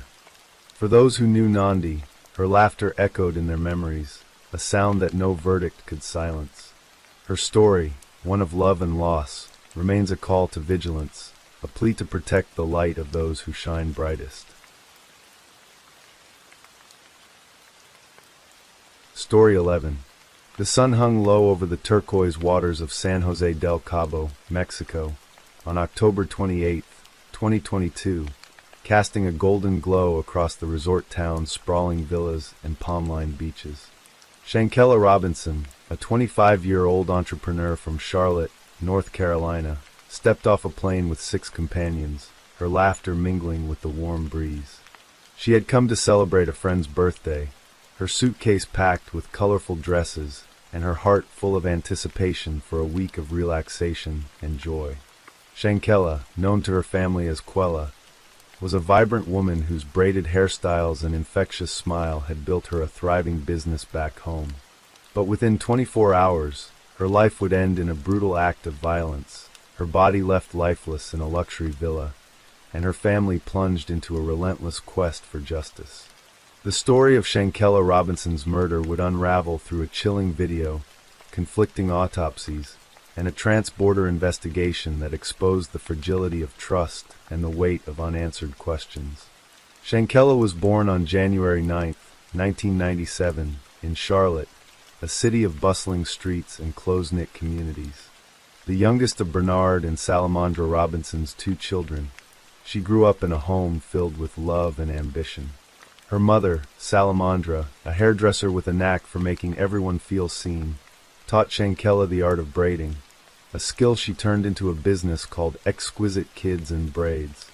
Her father, Bernard, a reserved man who worked in construction, was her quiet champion, proud of her drive. Shankella's childhood was marked by her warmth. She was the girl who hugged strangers, who danced at family cookouts, and who dreamed of building something bigger. After graduating from West Charlotte High School, she attended Winston-Salem State University, where she studied business and made lifelong friends, some of whom would join her on that fateful trip to Mexico. By 2022, Shankella was a rising star. Her braiding business flourished, her Instagram filled with photos of intricate hairstyles and glowing clients. She also ran a women's fashion clothing line, her entrepreneurial spirit a source of pride for her family. She was a go-getter, Salamandra told CNN, her voice soft with memory. She had a caring heart. Shankella's life was busy but joyful, her days spent juggling appointments and her evenings filled with laughter over dinners with her sister, Quilla, or phone calls with her parents. When a friend proposed a group trip to Cabo for a birthday celebration, Shankella jumped at the chance. She packed her bags, called her mother to share her excitement, and boarded a flight with 6 others, friends and acquaintances from her university days, including Khalil Cook, Wena Donovan, Alice Hyatt, Nazir Wiggins, Malik Dyer, and Dejani Jackson. The group arrived at Villa Hacienda 32, a sleek, modern rental in the exclusive Puerto Los Cabos neighborhood, its glass walls opening to a pool and ocean views.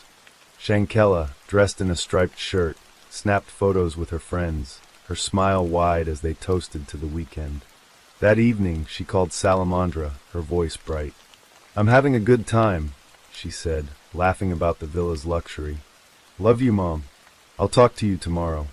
Salamandra hung up, her heart light, unaware that those would be her daughter's last words to her. The next day, October 29th, would shatter everything. The call came in the early afternoon, a voice on the other end trembling with news that didn't make sense. One of Shankella's friends, speaking in halting tones, told Salamandra that her daughter was sick, that she had been drinking too much and wasn't feeling well. Hours later, another call delivered the unthinkable. Shankela was dead, found unresponsive in the villa's living room. The friend claimed it was alcohol poisoning, a tragic accident after a night of partying. Salamandra's world tilted, her hands shaking as she gripped the phone. Bernard, hearing her cries, rushed to her side, his face ashen. They demanded answers, but the group's responses were vague, their stories shifting like sand. "Something's not right," Salamandra told Bernard, her voice a mix of grief and suspicion. The Robinsons' grief was raw, a wound that deepened with every unanswered question. The group returned to Charlotte, delivering Shankela's suitcase to her parents' doorstep, their faces somber but their words sparse. They repeated the story of alcohol poisoning, insisting there had been no fight, no foul play. Bernard, a man of few words, studied their expressions, sensing a hollowness in their assurances. Salamandra, unable to bear the silence, pressed for details, but the group dispersed, their phones going unanswered. The Robinsons turned to the authorities, hoping for clarity, but the initial response from Mexican police was maddeningly slow. A police report, later obtained by ABC News, stated that a doctor was called to the villa at 2:13 p.m. on October 29th, finding Shankela dehydrated and unresponsive, her friends insisting she had been drinking heavily. The doctor advised hospital transfer, but the group refused, saying she should stay at the villa. By 4:49 p.m., Shankela had no pulse, and despite CPR and adrenaline, she was declared dead at 5:57 p.m. The official narrative unraveled when an autopsy report, released on November 10th, revealed a chilling truth. Shankela had not died of alcohol poisoning. Her cause of death was listed as a severe spinal cord injury and atlas luxation, a dislocation of the next top vertebrae, sustained just 15 minutes before her death. The document classified the death as accidental or violent, a stark contradiction to the group's claims. The Robinsons, already grappling with loss, were now consumed by rage and betrayal. "They lied to us," Salamandra told The Independent, her voice breaking. "My baby didn't die from drinking. Someone hurt her." The case took a seismic turn on November 15th, when a video surfaced online, its contents so horrifying it sparked a firestorm. The 20-second clip, shared across social media platforms like Twitter and Instagram, showed Shankela being brutally attacked in a bedroom of the villa. A woman, later identified by the Robinsons' attorneys as Dejani Jackson, delivered a flurry of punches and kicks, slamming Shankela to the floor.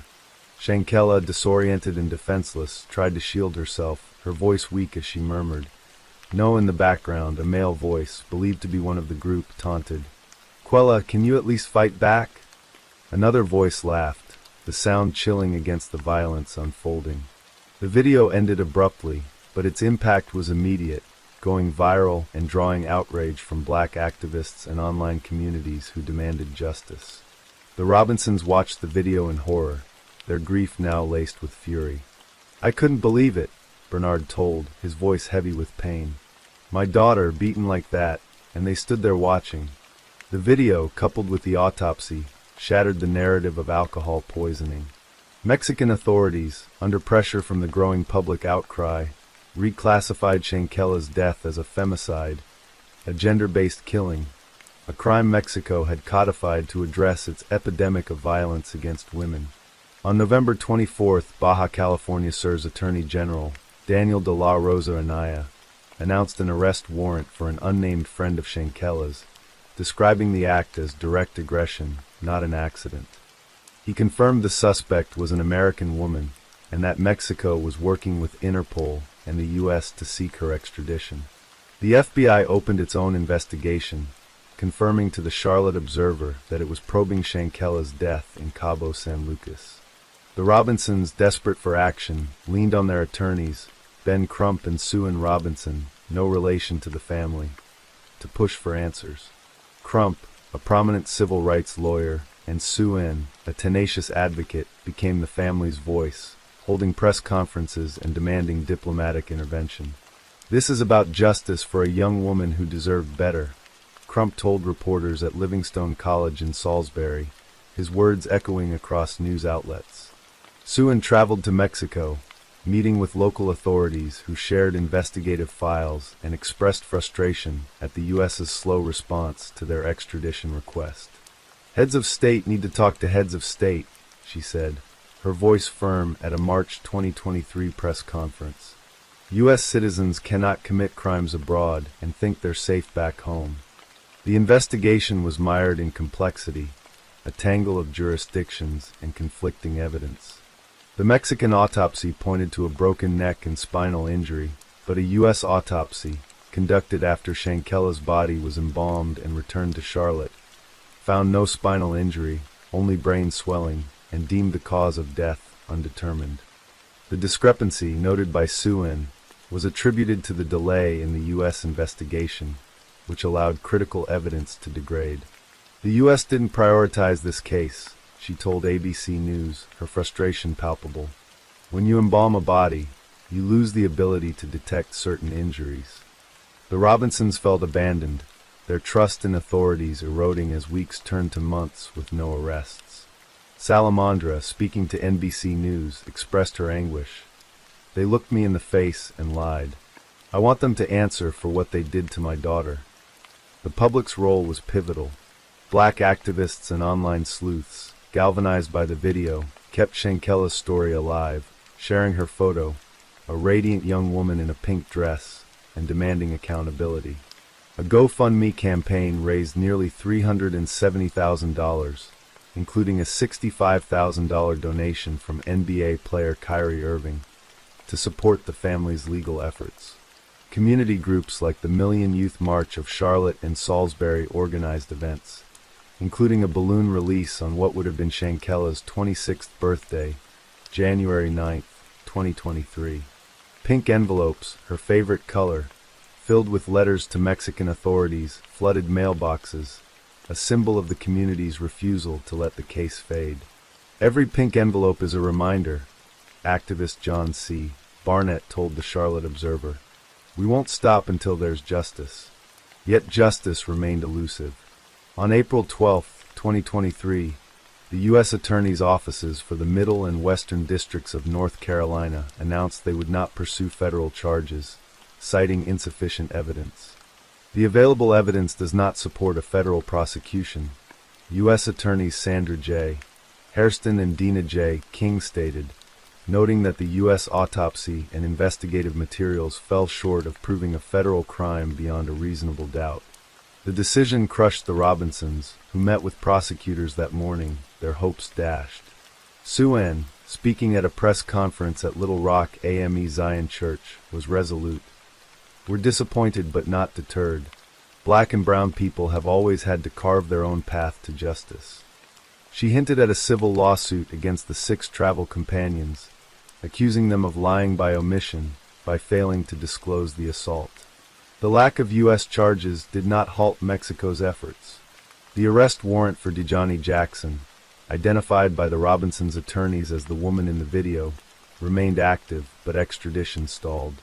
Paul Arnell, an associate professor at Robert Gordon University, told Newsweek that political tensions between the U.S. and Mexico could complicate the process. If Mexico has refused to send persons to the U.S. may act similarly, he said, highlighting the diplomatic hurdles. The Robinsons planned a march to the State Department on May 19, 2023, marking 200 days since Shankella's death, to demand action. We need the Biden administration to step up, Suen told reporters, her voice a mix of exhaustion and resolve. As the one-year anniversary of Shankella's death approached on October 29, 2023, the case remained unresolved. Bernard stood at his daughter's gravesite, his words a vow.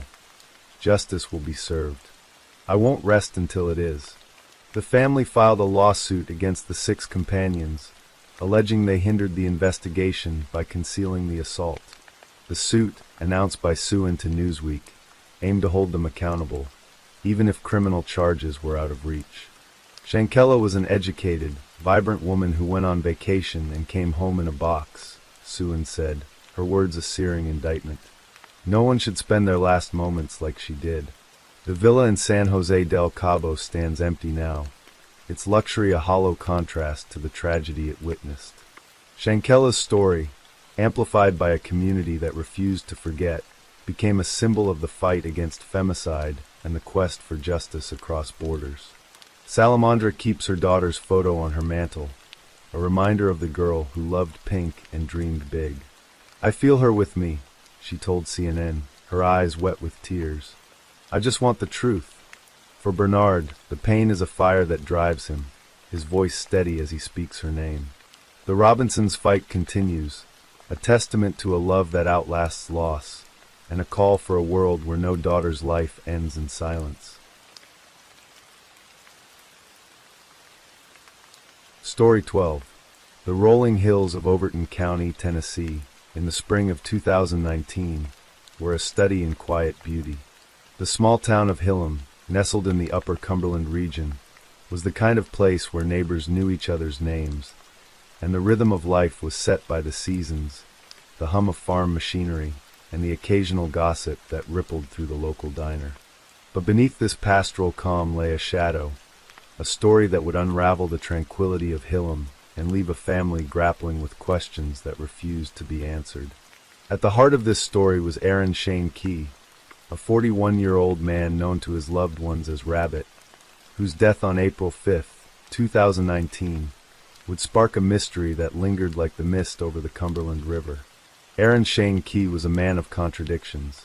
To his family, he was a son, a brother, a friend whose infectious laugh could light up a room. Born in 1978, he had grown up in Hillam, a place where the world seemed to move slower, where the bonds of community were both a comfort and a cage. Aaron was wiry, with a nickname earned from his quick movements and restless energy, traits that had defined him since childhood. He was no stranger to trouble, though. His life had been marked by brushes with the law, minor offenses that spoke more to youthful rebellion than hardened criminality. By 2019, he was trying to piece his life back together, working odd jobs and leaning on the support of his parents, Lisa and her husband, who had always been his anchor. But Aaron carried a weight, a secret he hinted at in hushed conversations with his mother. "I'm in something I can't get out of," he told her one evening, his voice low, his eyes avoiding hers.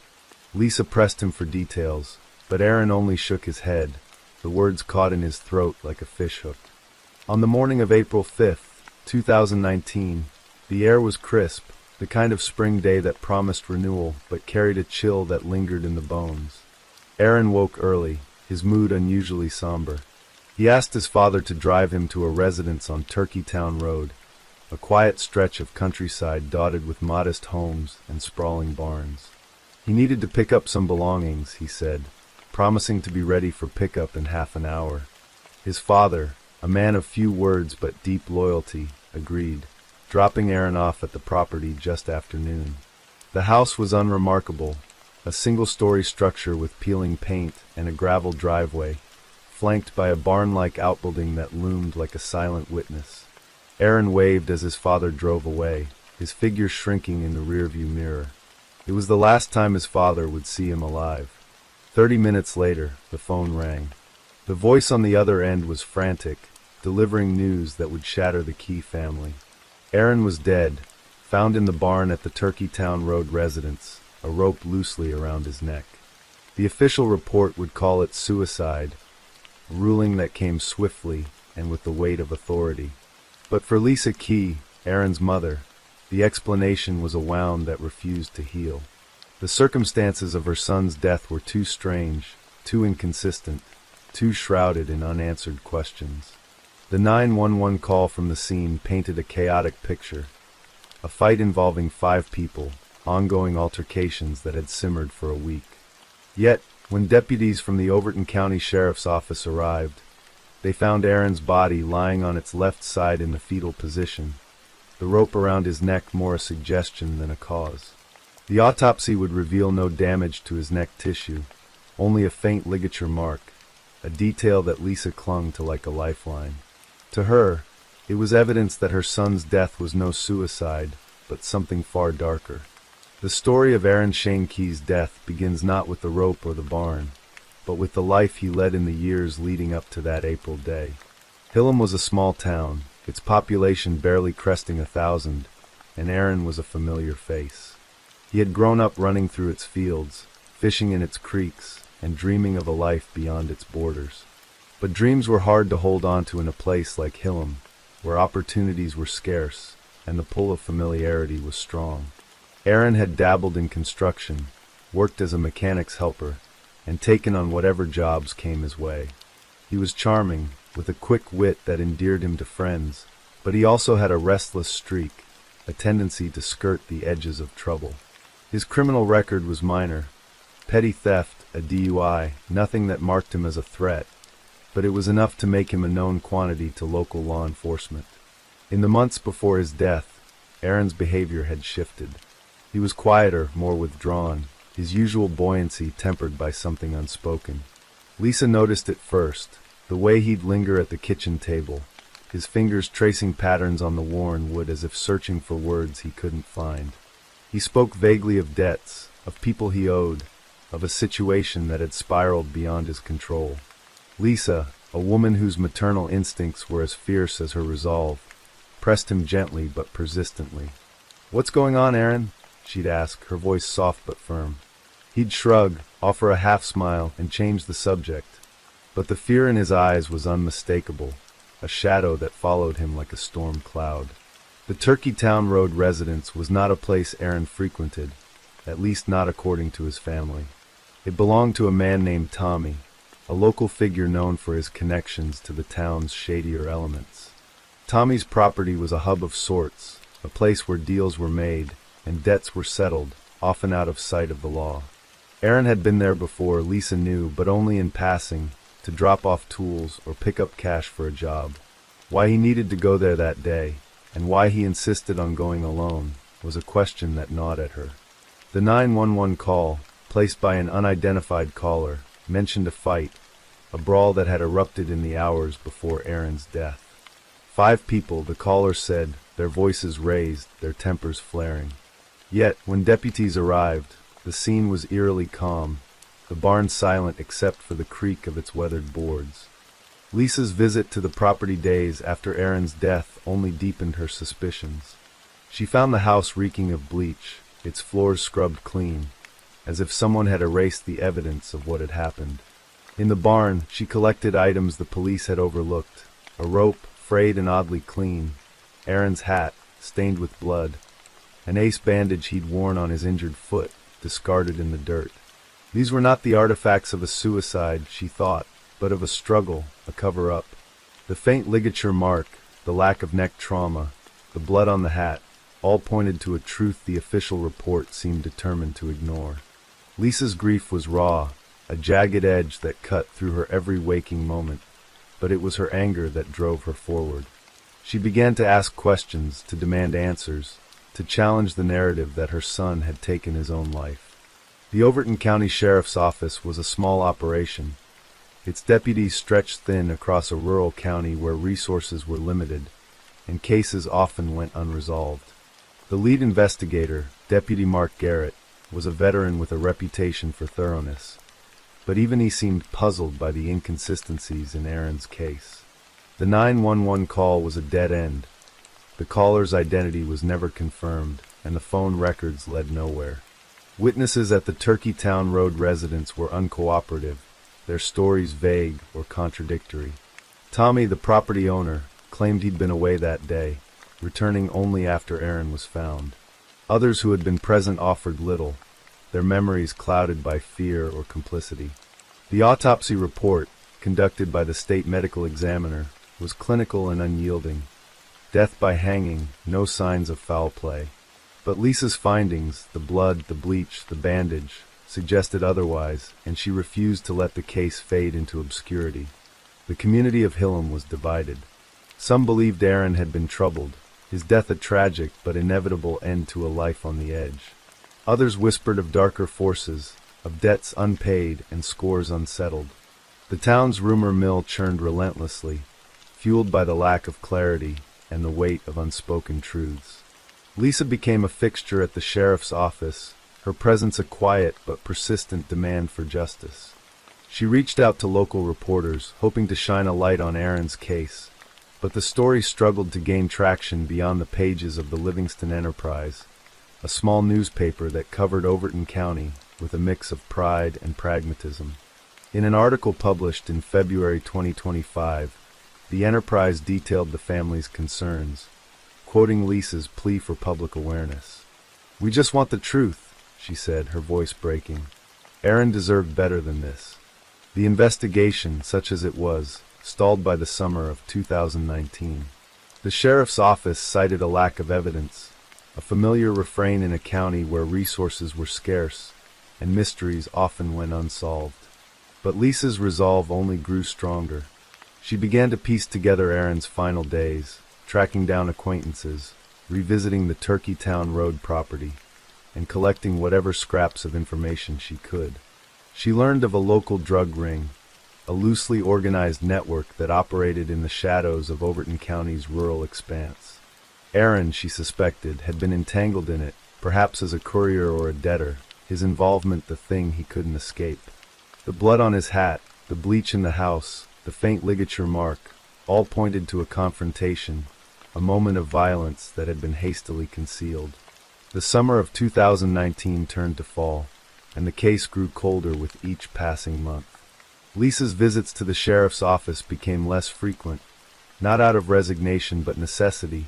She had to work, to care for her family, to keep moving forward even as her heart remained tethered to April 5th.